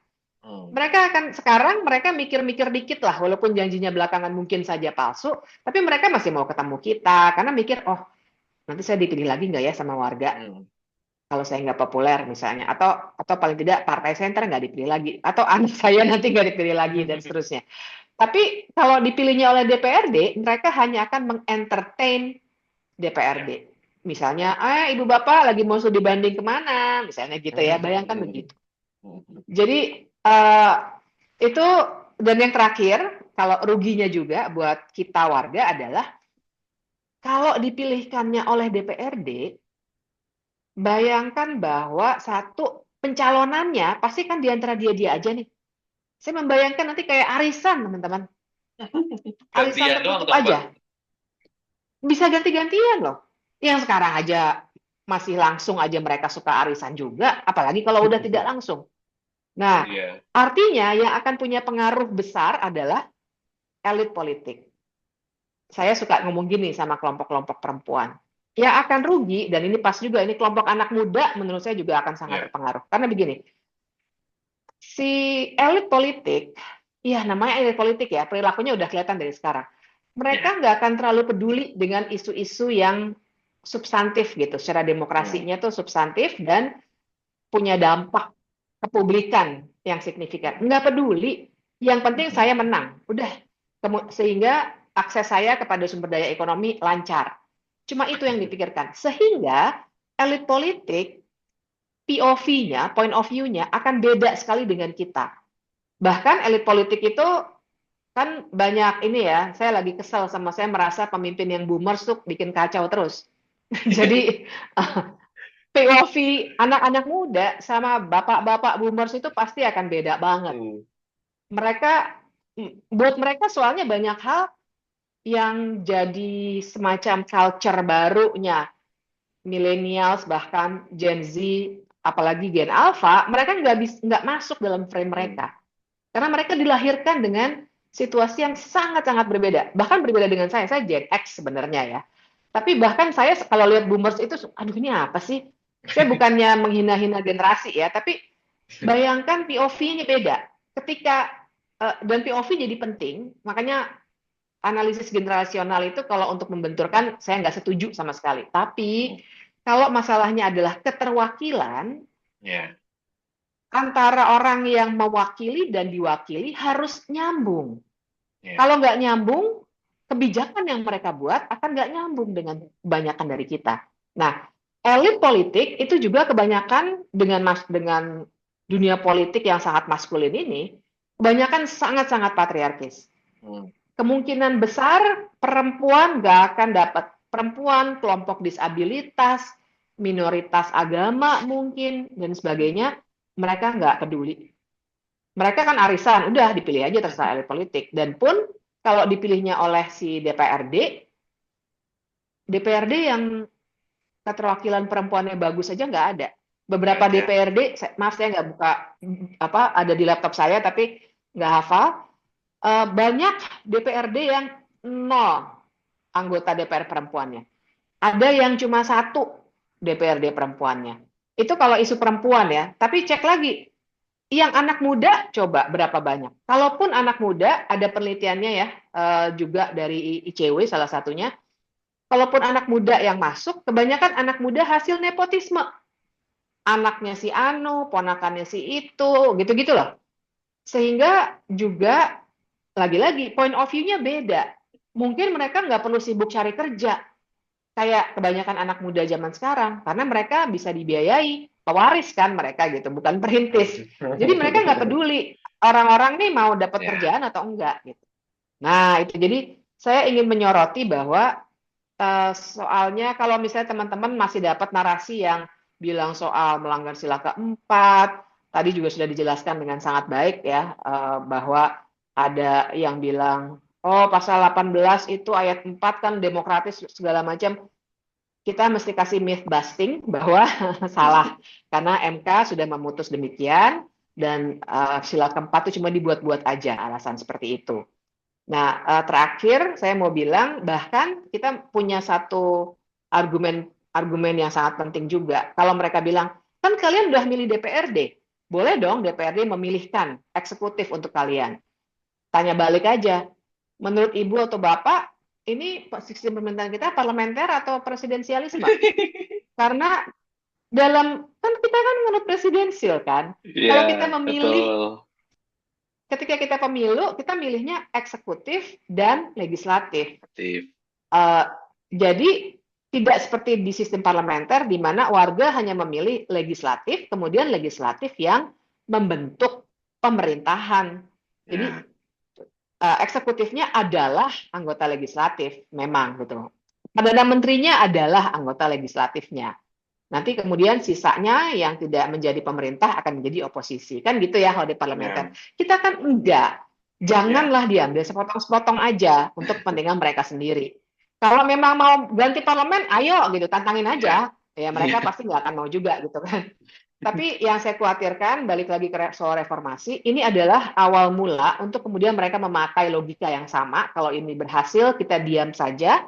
Mereka akan pakai logika yang sama untuk kemudian mengkhianati lebih dalam lagi reformasi dengan bilang, oh kalau gitu presiden kita pilih juga aja oleh MPR. Tidak lagi langsung. Jangan lupa mereka sudah ingin sekali amandemen, sudah bikin rancangannya, dan yang kami khawatirkan, kami paparkan juga di Dirty Vote 2, bahwa bahkan kami sangat khawatir karena ada dalam visi misinya Gerindra, kami sangat khawatir balik lagi kepada UUD 1945 yang tahun 45. Apa ya kalau itu yang terjadi? Apa yang terjadi? MK dibubarin, dua kali masa jabatan presiden dibatasi 2 periode, hilang. DPD hilang. HAM, pasal-pasal HAM yang lengkap itu, pasal 28A sampai J, hilang. Nah, itu kira-kira situasinya kalau pertanyaan kuncinya tadi soal reformasi. Dan demikian saya berhenti dulu di sini supaya ada diskusi. Terima kasih. Baik, terima kasih Mbak Bivitri Susanti. Boleh tepuk tangan virtual dulu teman-teman untuk Mbak Bivit. Ya, saya juga baru sadar kalau iya juga ya, apa namanya undang-undang pemilu, undang-undang apa ya sih tadi undang-undang pemilu udah minta di MK udah ngasih banyak PR gitu, tapi kayaknya kok belum dibahas atau ditindaklanjutin apa-apa gitu sama DPR gitu. Tapi nanti kita akan bahas lagi gitu. Mungkin saya ingin ngundang sebentar Mas Edward selaku perwakilan dari KISP gitu. Kalau ada tanggapan atau ada ingin yang disampaikan juga berkaitan sama apa yang disampaikan Mbak Bivitri, silahkan Mas. Nggak ada. Saya pikir kita semua menolak ya, Mas Fasya. Ya, Ya, ya baik. Oke, baik. Terima kasih. Terima kasih juga Mbak Bivitri. Mungkin izinkan saya untuk tetap ngepin Mbak Bivitri sama Mas Edward juga untuk nemenin kami yang muda-muda karena di sini sudah kehadiran tokoh muda juga begitu untuk kita bisa diskusi lebih lanjut dan sampai nanti pada closing statement akan ada satu pertanyaan yang ingin saya tanyakan secara sama gitu untuk seluruh pembicara. Sekali lagi terima kasih Mbak Bivitri. Mohon berkenan untuk tetap stay di sini. Sekarang saya akan beralih ke bintang kita selanjutnya. Mas Firdian Aurelio atau biasa disapa Mas Iya, konten kreator lawan buta politik. Selamat malam Mas Iyang dan selamat datang lagi di Jemput Suara Mas Iyang. Mas Wasya, Mas Edward, Malam, dan Mbak Bibit. malam, Senang bertemu lagi. malam, malam. Ya, terima kasih sekali lagi sudah hadir. Jadi Mas Iyang, mungkin teman-teman juga udah tahu ya, sekarang followersnya dulu waktu sama kami masih 50.000, sekarang udah 500.000. Followersnya udah makin banyak. Gitu jadi makin Ampun. sibuk kelihatannya ya makin sibuk makin makin banyak nih aktivitasnya gitu dan juga aktivitas yang berkaitan dengan advokasi kebijakan dan juga mendukung koalisi masyarakat sipil gitu ya Mas Iyang gitu jadi kita langsung aja mungkin selama 25 menit ke depan kalau bisa kurang juga nggak masalah gitu berkaitan dengan apa yang mau kita bahas malam hari ini karena kita juga menekankan sekali pada partisipasi anak muda, partisipasi politik anak muda gitu dan wacana ini tadi kalau kita simpulkan dari apa yang disampaikan Mbak Bivitri sudah pasti sudah tentu sangat merugikan kita banyak sekali kerugiannya untuk kita begitu karena ya kita nggak punya kontrol untuk mendapatkan apa yang menjadi hak-hak kita gitu termasuk kita tidak punya kontrol juga gitu untuk menentukan keputusan-keputusan dari keputusan-keputusan politik dan juga keputusan-keputusan kebijakan gitu. Nah kalau kita lihat dari sudut pandang Ya, anak muda ya Mas Iyang gitu, sebenarnya kita sudah pasti sama-sama sepakat lah ya bahwa pilkada langsung ini akan sangat bermanfaat partisipasinya akan sangat bermanfaat bagi anak muda begitu. Nah, kalau kita berpikir, ini kita berpikir skenario what if ya. Kalau seandainya ini benar-benar terjadi, pilkada ini melalui mekanisme tidak langsung, dan nanti akan merembet sampai pada presiden yang amit-amit jangan sampai terjadi gitu. Kira-kira apa ya dampak yang akan muncul baik itu secara politis, baik itu secara psikologis, baik itu dampak-dampak lainnya itu apa ya dampaknya bagi anak muda, Mas? Kalau menurut kacamata Mas Iyang selaku anak muda juga. Silakan, Mas. oke. Thank you, Mas Fasya dan teman-teman semua. Seperti biasa, saya mulai dengan Indonesia Negara Hukum Korupsi Nomor 1. Assalamualaikum warahmatullahi wabarakatuh, teman-teman semua. Saya nggak akan lama, teman-teman. Saya mau coba untuk jatuhnya mengekspresikan perasaan. Karena hal-hal yang dibawa oleh Mas Edward dan Mbak Bibip tadi udah begitu lengkap secara pertimbangan hukum dan juga sistem politik kita. Nah, saya pengen bilang gini ya teman-teman. 82% lebih survei mengatakan Gen Z itu yang paling keras dalam pilkada dipilih oleh DPRD. Dan wajar kalau Gen Z ini adalah yang paling banyak dan paling lantang untuk menolak. Karena yang pertama, kita ini mengimajinasikan pemimpin itu seperti misalnya baru-baru ini Zoran Mamdani Hmm. yang berhasil menang di New York dengan uang yang begitu terbatas, tapi dia mengetuk 3 juta rumah, dan dia mengalahkan pasangan calon, mengalahkan calon yang memang di backing oleh oligark. Kenapa bisa dia mengalahkan oligarki tersebut? Bahkan calon tersebut didukung oleh Donald Trump sebagai Presiden Amerika Serikat karena dipilih langsung oleh rakyat New York. 3 juta rumah yang dia ketok pada akhirnya rakyatnya bisa milih langsung. Kalau misalnya dipilih oleh DPRD New York, ibaratnya, nggak akan dia menang.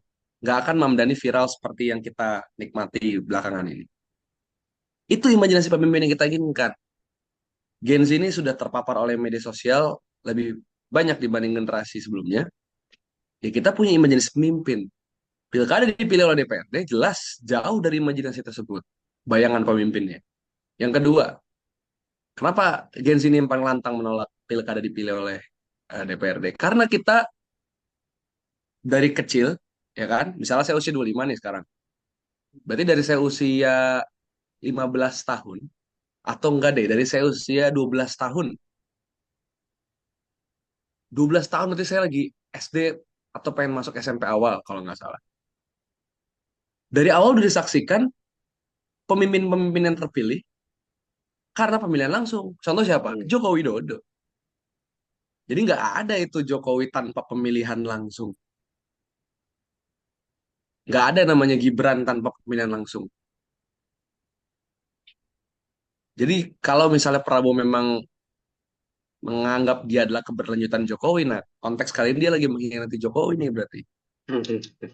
Karena dulu kita dari awal ya sebagai generasi muda kita menyaksikan berbagai pemimpin ya dari berbagai kota yang semuanya dipilih langsung.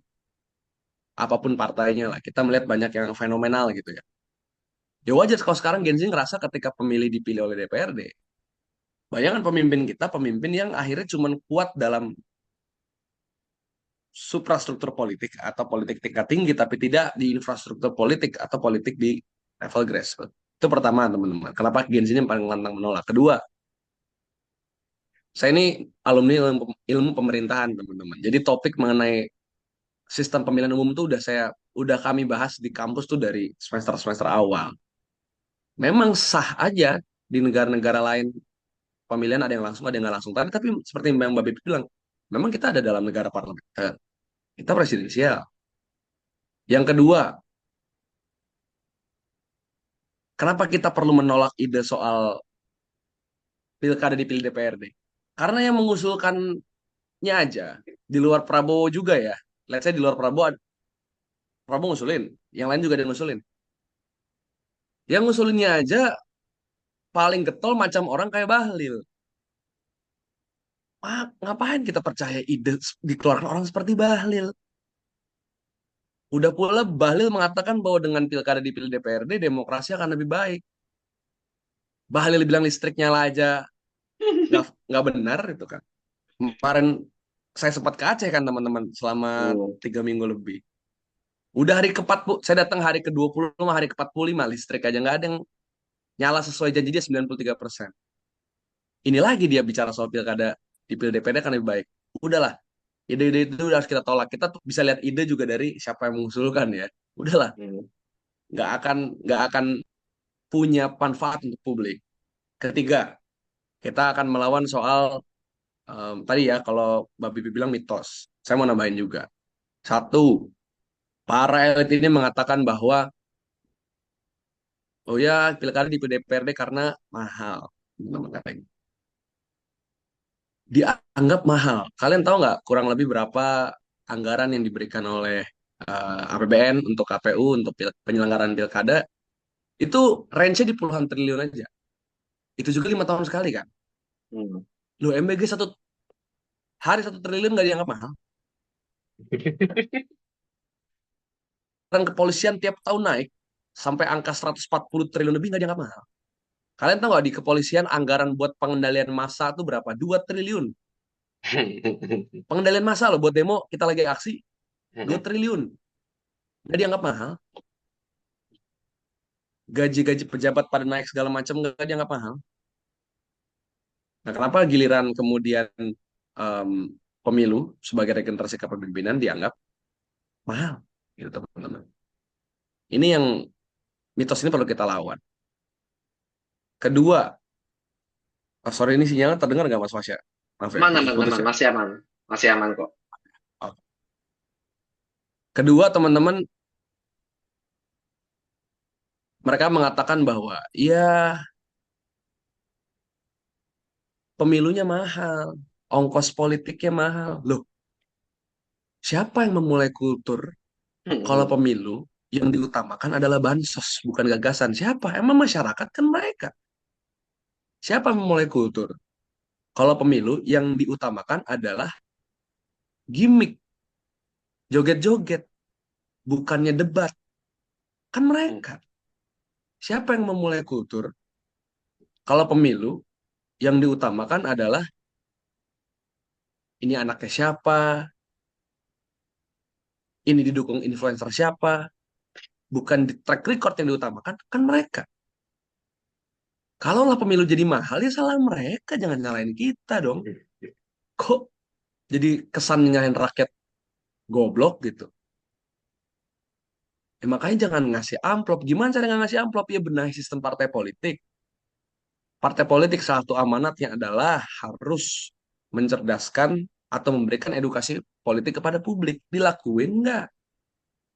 Gimana ceritanya kita berharap partai politik ngelakuin itu gitu? Kalau sekarang partai politiknya juga kental sekali dengan agenda-agenda yang publik bukan inginkan. Kita bicara soal lingkungan, mereka bicara soal Board of Peace gitu. Kita bicara soal lapangan pekerjaan, mereka bicara soal MBG lebih penting. Kita bicara soal tahanan politik 600 Indonesia, mereka bicara soal apa lagi nanti. Ya mereka yang membuat gap antara publik dan elit jadi jauh sehingga publik publik yang kemudian tidak terpelajar seringkali ya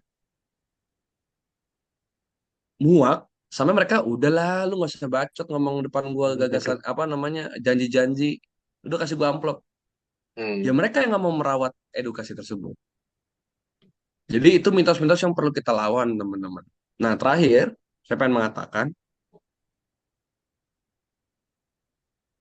kenapa ini juga perlu kita tolak karena kita punya keyakinan bahwa generasi kita akan lebih baik kan teman-teman buat buat gue personally teman-teman ide pilkada di DPRD ini personal buat gue. Kenapa? Karena cita-cita gue jadi gubernur dan wali kota gitu. Gue orang Tangsel ya, terus gue tahu Tangsel tuh autopilot banget, sampah di mana-mana, kemacetan, polusi. Cita-cita gue benahi Tangsel lah. Gue menjadi wali kota. Dan gak mungkin gue menang kalau misalnya gue harus ngelobi-lobi DPRD dengan ngebayar mereka. Tapi gue percaya gue bisa menang kalau gue akan mengetuk jutaan rumah di Tangerang Selatan. Sederhana aja. Dan gue yakin teman-teman punya mimpi semua di kota masing-masing. Kedua, apa yang kita harus lakukan? Kalau misalnya ide ini terus bergulir, bahkan tadi kalau Mbak Bibi bilang mungkin sekali ada perpu. Sudahlah kita kita ini kemenangan kita belum pernah seutuhnya, ya kan? Banyak tuntutan RUU ini tetap disahin, KUHP KUHP tetap disahin, RUU KPK tetap disahin, RUU BUMN tetap disahin, apalagi Minerba tetap disahin dan lain sebagainya. Tapi satu hal yang kita nggak boleh pesimis adalah bahwa tiap tahun gerakan kita tuh meningkat, awareness publik tuh meningkat. Saya kebetulan angkatan 2018 di kampus di Pajajaran dan saya ketika semester 3 dapat langsung reformasi di korupsi 2019. Nah, 2019, 2020 Cipta Kerja, 2021 sampai sekarang 26, saya melihat betul betapa ada peningkatan apa namanya kesadaran publik. Tapi sepaket dengan peningkatan masalah pemerintah makin banyak. Jadi kalau tadi Mas Fasya bilang, wah kayaknya Firdian lagi makin sibuk ya. Enggak, sebenarnya saya kan sibuk kalau pemerintah makin banyak masalah ya. Soalnya makin banyak konten yang harus dibuat jadi. Oke, Jadi nggak bisa siap, berhenti siap. dikit gitu. Karena akhirnya ini belum beres masalah Aceh, keluarlah isu MBG nambah anggaran, pendidikan dipotong. Belum beres itu keluar isu pilkada di DPRD. Belum itu keluar isu apa nih Pak, Board of Peace ini. Keluar lagi isu apa. Makanya kalau ini sampai disahkan, nggak ada kata lain selain kita harus lawan. Dan dari sekarang. Kalau dari sekarang kita nggak bersuara, mereka akan anggap kita lemah. Jadi kita harus nunjukin dari sekarang bahwa jangan main-main sama kita. Tapi kalau mereka mau main-main, ayolah kita mainkan gitu. Ayo ada imbang ayo gitu. Kita mainkan. Maksudnya mereka harusnya jerah mereka tuh Adis Kadir gitu tadi sebutin Mbak Bim, harusnya jerah itu. Dia masih harusnya bersyukur dia bahkan rumahnya nggak disentuh. Tapi Uh, kalau mereka masih masih mau akhirnya bermain-main dengan kita ya, ya terserah. Saya cuma pengen bilang negara-negara lain harus jadi contoh gitu untuk pemerintah dan negara tuh nggak main-main sama kita sebagai generasi muda. Itu aja. Thank you Mas Fasya. Oke, terima kasih banyak Mas Yang. Tepuk tangan virtual dulu untuk Mas Yang, teman-teman. Ya, jadi Mbak Bibi, Mas Edward, gini ya, kalau ngomong sama Gen Z mentok itu kayak gini. Bener-bener bahasanya keluar semua tanpa sensor, tanpa apa namanya, tanpa ditutup-tutupi apa yang jadi keresahan kita, bener-bener keluar semua. Dan itulah yang kita sebenarnya harus jaga gitu. Ketika kita ingin menjaga pilkada langsung, itu kita ingin menjaga suara-suara masyarakat, suara-suara pemuda, itu benar-benar terserap, benar-benar teraspirasikan, dan benar-benar didengarkan gitu. Sejalan juga dengan apa yang dijalankan sama jemput suara begitu. Jadi ya, saya kira apa namanya disampaikan Mas Iyang juga sudah sangat realistis. Terima kasih banyak Mas. Saya undang lagi Mbak Viviti Susanti dan Mas Edward Tias Palevi untuk bergabung. Kita akan masuk ke sesi tanya jawab dan juga closing statement. Jadi teman-teman, saya sekarang membuka kesempatan untuk teman-teman peserta untuk bisa menyampaikan pertanyaan atau mungkin langsung raise hand begitu kalau ada yang ingin langsung ditanyakan kepada para pembicara atau ingin memantik diskusi lain juga silakan. Saya lihat di kolom chat juga belum ada, di eh, partisipan juga belum ada. Mungkin saya akan mulai dengan begini dulu. Dari tadi kita juga banyak membahas masalah ini ya, masalah politik uang. Banyak sekali kita apa namanya membicarakan tentang politik uang ini selalu menjadi momok, selalu menjadi masalah gitu. Dan juga untuk ya apa namanya untuk logistik dalam pemilu begitu ya. Kira-kira kalau saya ingin tanya secara rata ya kepada Mas Iyang, Mas Edward, dan juga Mbak Bivitri gitu berkaitan dengan biaya politik atau upaya kita mengurangi politik uang. Apa idenya Mbak? Apa idenya Mas untuk kita bisa apa ya untuk bisa mengadvokasikan bahwa politik uang ini harus kita kurangi atau bahkan harus kita bahkan bukan kurangi lagi ya harus tidak ada gitu. Bagaimana kita apa idenya gitu untuk kita bisa mengadvokasikan ini? Silahkan siapa dulu yang ingin menjawab di antara Mas Iyang, Mbak Bibip, sama Mas Edward.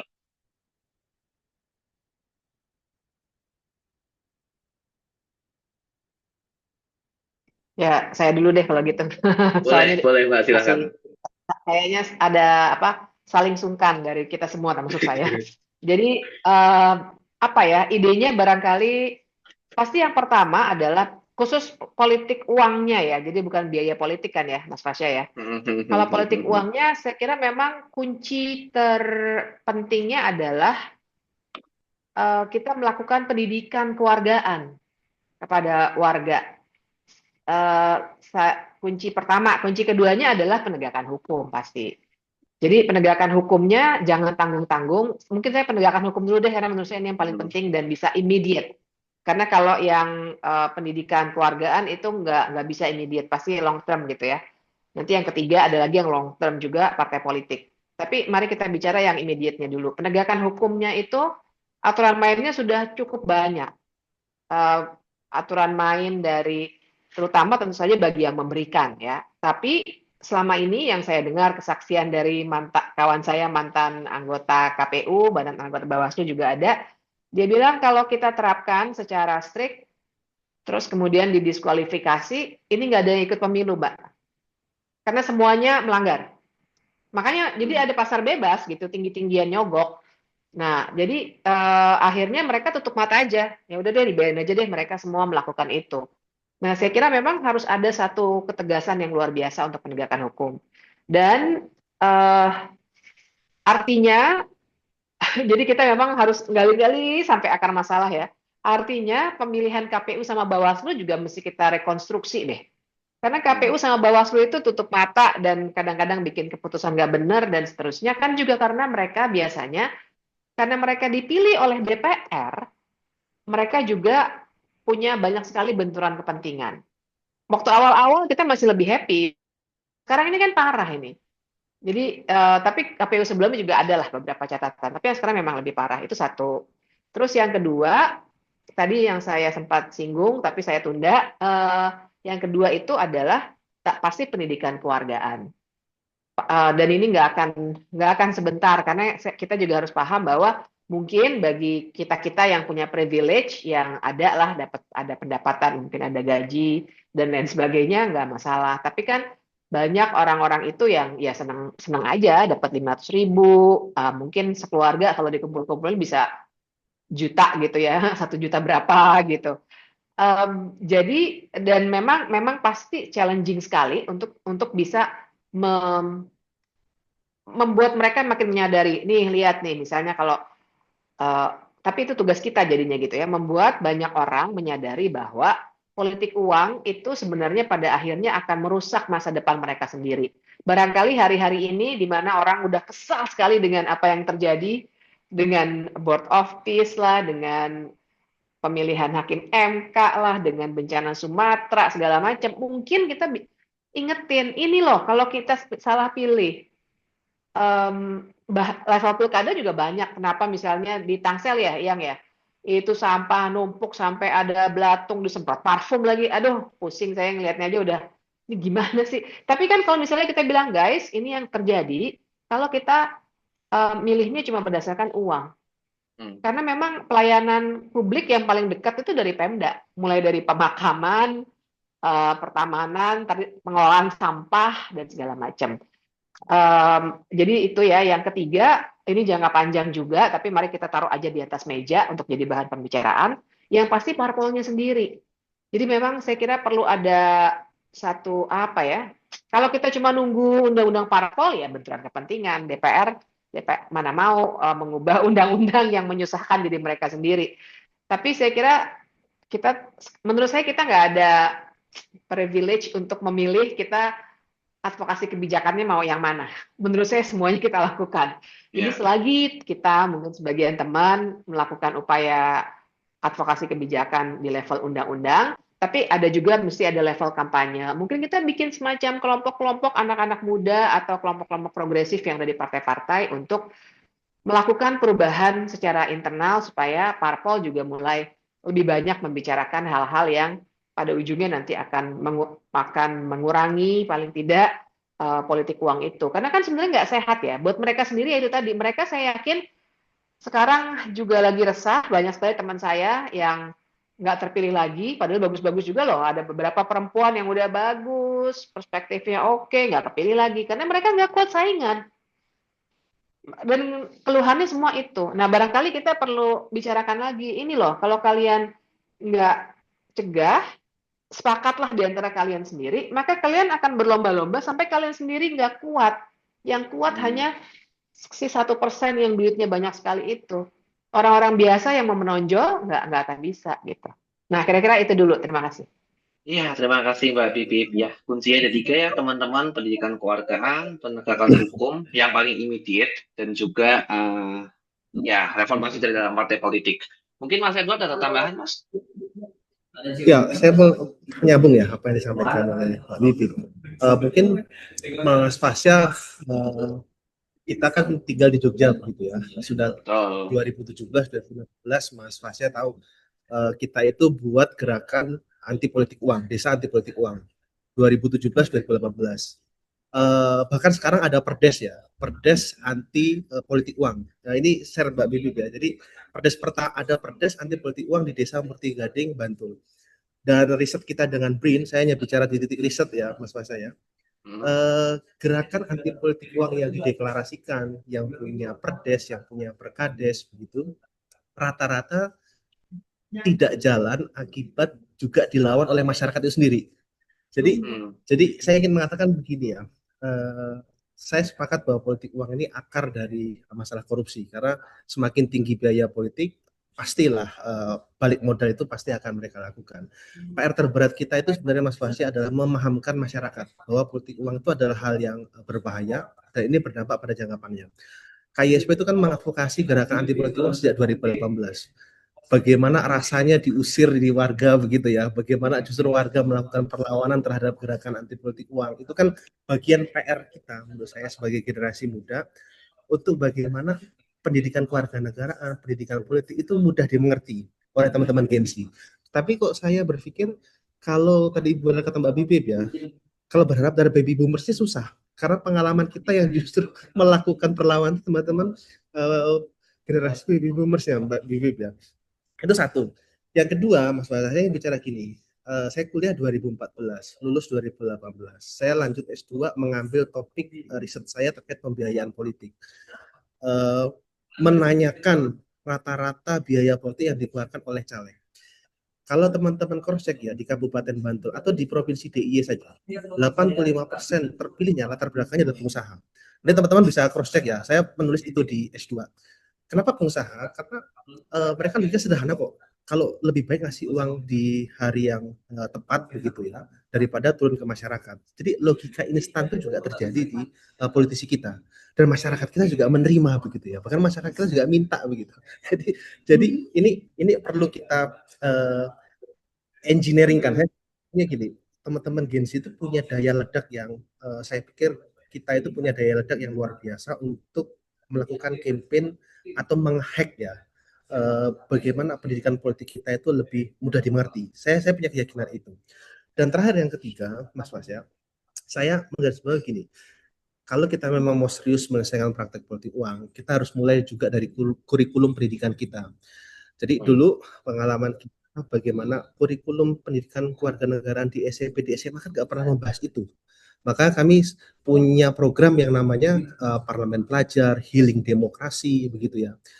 Mengajarkan bahwa nilai-nilai anti korupsi itu diajarkan dari SMP, SMA, begitu ya.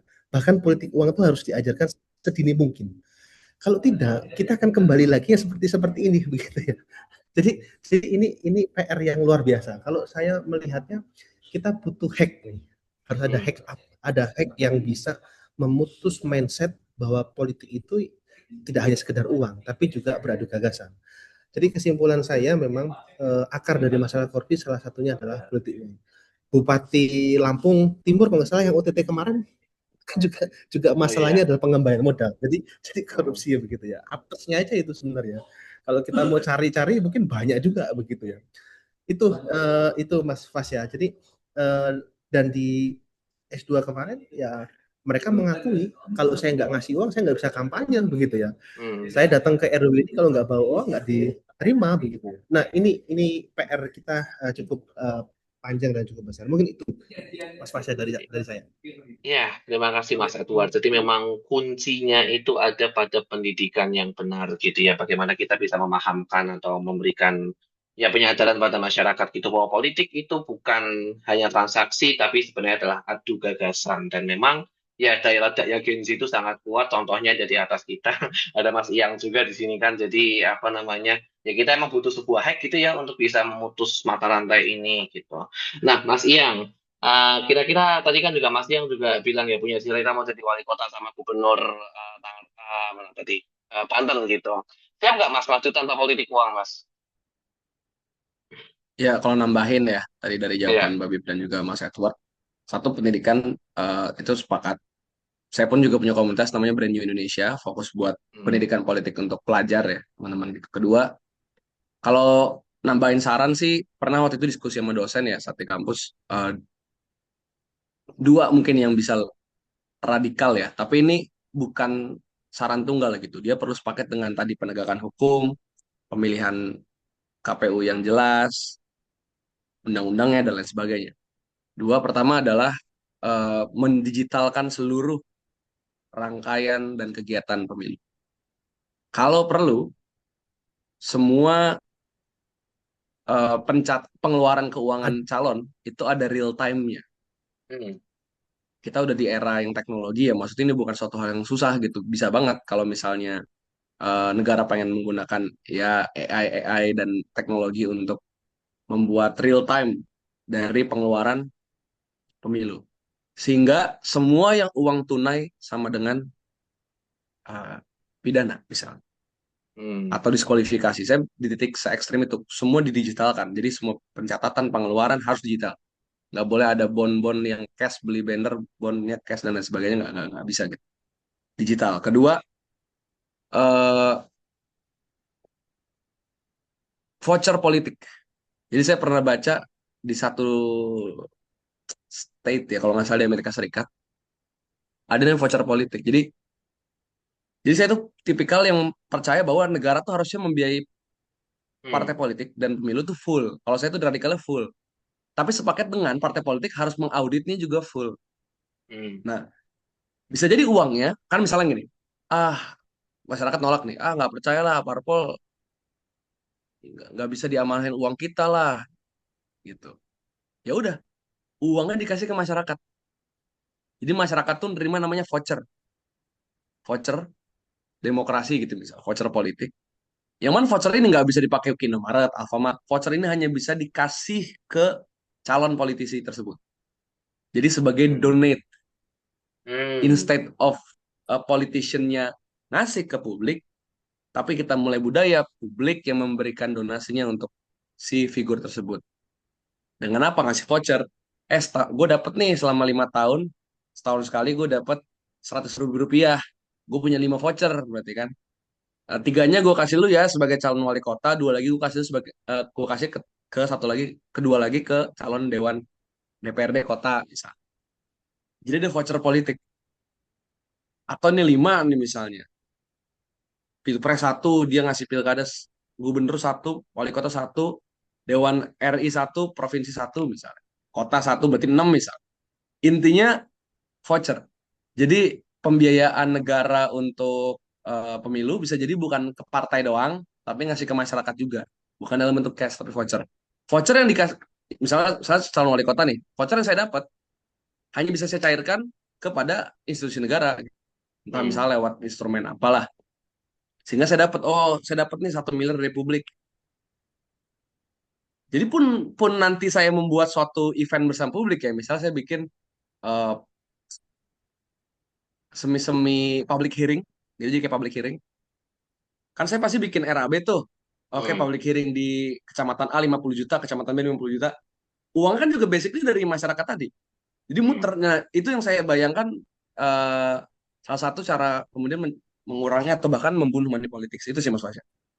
Baik, terima kasih Mas Iyang. Ya, cukup cukup radikal, tapi memang saya kira itu diperlukan juga gitu agar masyarakat juga semakin sadar dengan apa yang mereka pilih gitu. Saya kira juga, ya, berkaca dari seorang Hamdani yang di New York gitu ya, memang dia juga menang karena ini kan karena dukungan publik yang sangat kuat gitu. Salah satunya juga dalam bentuk pendanaan. Jadi saya kira ya memang sudah waktunya kita berpikir ke arah situ gitu. Oke, saya cek lagi sekali lagi apakah ada pertanyaan dari teman-teman online. Sepertinya masih belum ada. Kalau begitu kita akan langsung masuk kepada closing statement karena saya tidak bisa lihat Mbak Bibip muak. Ya, jadi kayaknya kita sekalian closing statement aja gitu ya Mbak Bibip ya dan teman-teman semuanya di sini sekali lagi terima kasih banyak Mas Iyang, Mas Edward, Mbak Bivitri Susanti. Terakhir banget dari saya gitu. Pertanyaan terakhir saya berkaitan dengan diskusi kita pada malam hari ini. Tadi juga sempat disinggung sama Mbak Bibip kalau memang DPR ini kayaknya masih ngeyel gitu. Ini sekaligus untuk penutupan ya. Masih ngeyel untuk tidak memutuskan atau tidak merevisi undang-undang pemilu dan pilkada dan parpol dan lain-lainnya walaupun sudah dikasih PR sama MK.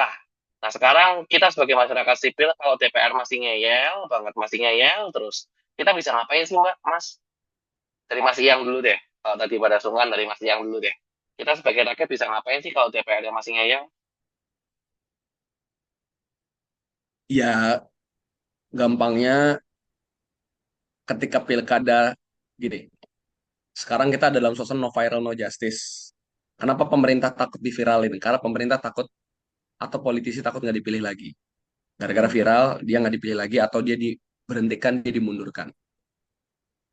Nah, ketika pilkada dipilih DPRD, dia mau viral pun dia nggak takut karena dia tinggal ngelobi anggota-anggota dewan supaya nggak dipecat. Nah, jadi saya pengen bilang, apa yang bisa dilakukan kalau DPR masih ngeyel? Karena DPR adalah karyawan kita bayar pajak buat gaji dia sebagai bawahan kita. Ya, sebagaimana kalau misalnya karyawan kita ngeyel padahal salah, ya pilihannya marahin. Kalau marahin nggak cukup, pecat. Gimana cara pecat dalam konteks gerakan publik? Bagi saya nggak ada cara lain selain kita raising awareness lewat media dan memang harus turun ke jalan. Bagi saya itu harga mati ketika sudah main dengan kemarahan publik, ruang-ruang jalan perlu kita penuhi lagi. Itu aja, Mas Fasya. Ya, thank you Mas Iyang. Boleh lanjut ke Mas Edward? Ya, terima kasih Mas Fasya. Ini penutup ya. Jadi pertama begini, sebelum masuk ke situ saya mengingat 2026 kita akan memulai seleksi penyelenggara pemilu. Jadi ini salah satu bagian yang kita harus bareng-bareng kawal begitu ya. Karena ini ketika penyelenggara pemilu kita bermasalah, otomatis proses kontestasi kita juga bermasalah. Maka ini perlu kita kawal bareng-bareng. Tahapan pemilu mulai 2027. Seharusnya idealnya revisi undang pemilu dilakukan di tahun 2026 ini sebelum proses penyelenggaraan tahapan pemilu berjalan. Kita harus kawal dan kita amati betul ya. Dan ingatan publik itu kadang-kadang suka lemah begitu ya. Nah, viral selesai habis itu udah lupa begitu. Ini sering terjadi. Apa yang harus kita lakukan? Wajib kita harus selalu bersuara di media sosial. Saya yakin para politisi kita itu sebenarnya gusar ya. Ketika semakin banyak yang berisik, semakin banyak yang komentar, mereka itu sebenarnya gusar. Tinggal bagaimana kita merawat ingatan masyarakat bahwa ini loh masalahnya. Kita kawal bareng-bareng dan selalu diulang-ulang supaya kita tidak lupa ya apa yang sudah kita lakukan. Kalau saya di situ Mas Fasya, dan saya mohon izin pamit ini Mas Fasya ya untuk bergeser. Dan saya ucapkan terima kasih Mbak Bibip, banyak sekali insight-nya tadi, dan saya catat betul apa yang disampaikan oleh Mbak Bibip, Mas Firdian. Moga-moga lain waktu kita bisa bertemu secara offline. Itu dari saya, terima kasih Mas Fasya. Ya. Terima kasih banyak Mas Edward. Intinya mari kita rawat ingatan kita ya. Kalau kita sering dikhianati sama DPR, maka kita harus tagih terus dan tetap berisik gitu ya untuk menagih dan juga untuk memperbaiki ini semua. Karena mereka kesel kalau kita berisik, jadi berisik aja terus gitu. Terakhir Mbak Bibip, silahkan. Ya, 2014 sebenarnya kita punya situasi yang serupa.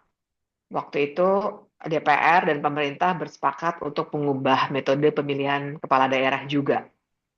Waktu itu situasinya berbeda sedikit karena pas itu adalah ujung dari pemerintahan SBY. Waktu itu kita semua medsos belum banyak, jadi yang ramai itu di Facebook, masih zaman-zaman Facebook, dan kemudian turun ke jalan. Turun ke jalannya juga ketika itu suasananya sangat berbeda ya, nggak ada gas air mata dan seterusnya, tapi dilakukan dengan cara-cara yang lebih soft. Karena waktu itu pemerintahan SBY harus diakui ketika sekarang kita evaluasi bandingkan dengan terutama yang sekarang, jauh lebih ramah lah. Kupingnya jauh lebih tipis, didengar.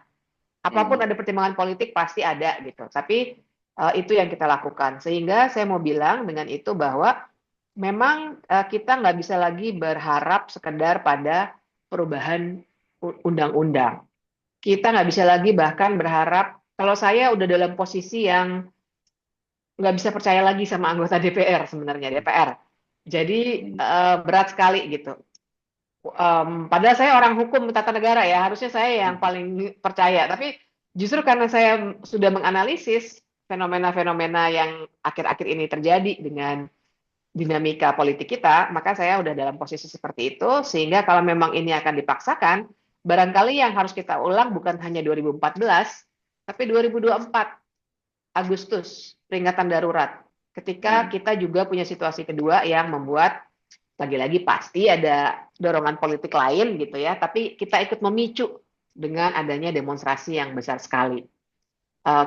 Begitu juga Agustus 2025 tahun lalu yang ujungnya jelek, dan ini yang bisa jadi pelajaran buat kita. Jeleknya adalah karena kriminalisasi, masih ada 650-an aktivis yang masih menghadapi proses kriminalisasi. Itu tantangannya.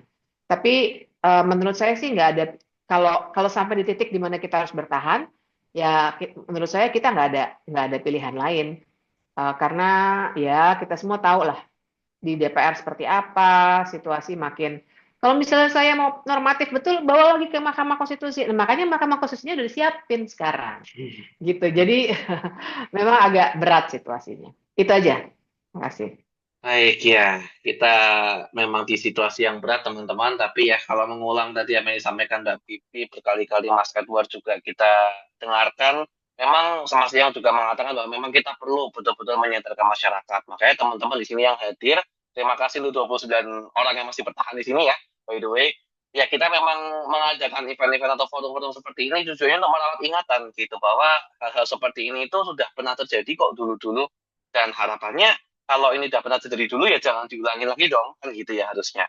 Jadi ya tujuan dari kegiatan ini adalah untuk merawat ingatan, merawat diskusi dan juga kita bisa saling menjaga, saling membantu gitu ya karena kita semua pasti punya cita-cita yang sama untuk Indonesia yang lebih baik lagi. Maka mari kita perjuangkan itu teman-teman melalui reformasi sistem pemilu, mereformasi sistem pilkada dan juga merawat ingatan di masyarakat, memberikan penyadaran dan pemahaman pada masyarakat.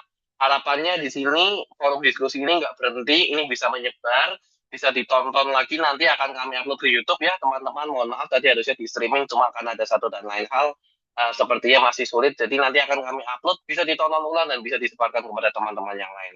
Yang jelas saya ingin mengucapkan terima kasih yang besar sekali. Terima kasih banyak Mas Iyang, Mbak Bibip, dan juga Mas Edward tadi yang sudah live duluan. Terima kasih juga untuk teman-teman Jemput Suara Talks yang sudah hadir dan masih bersama kita sampai pada malam hari ini. Masih akan banyak episode-episode lainnya teman-teman. Jadi jangan lupa follow IG @jemputsuara dan juga follow subscribe YouTube kita di Jemput Suara karena akan banyak update-update tentang kegiatan yang sudah gabung di grup WA kita. Terima kasih banyak. Nanti akan ada banyak update di situ. Buat yang belum gabung, ayo gabung. Jadi saya kira begitu. Saya nggak perlu menyimpulkan macam-macam ya karena masing-masing pembicara juga sudah banyak menyimpulkan. Terima kasih semuanya sudah hadir pada malam hari ini. Kita ketemu di Jemput Suara Talk selanjutnya. Dan selamat malam. Terima kasih semuanya. Makasih banyak Mbak Bibi, makasih banyak Mas Siang. Selamat melanjutkan Terima aktivitas kasih. kembali. Terima kasih. Terima Iya, kasih. Mbak, Mas, pamit teman-teman semua. Ya. Assalamualaikum. Waalaikumsalam.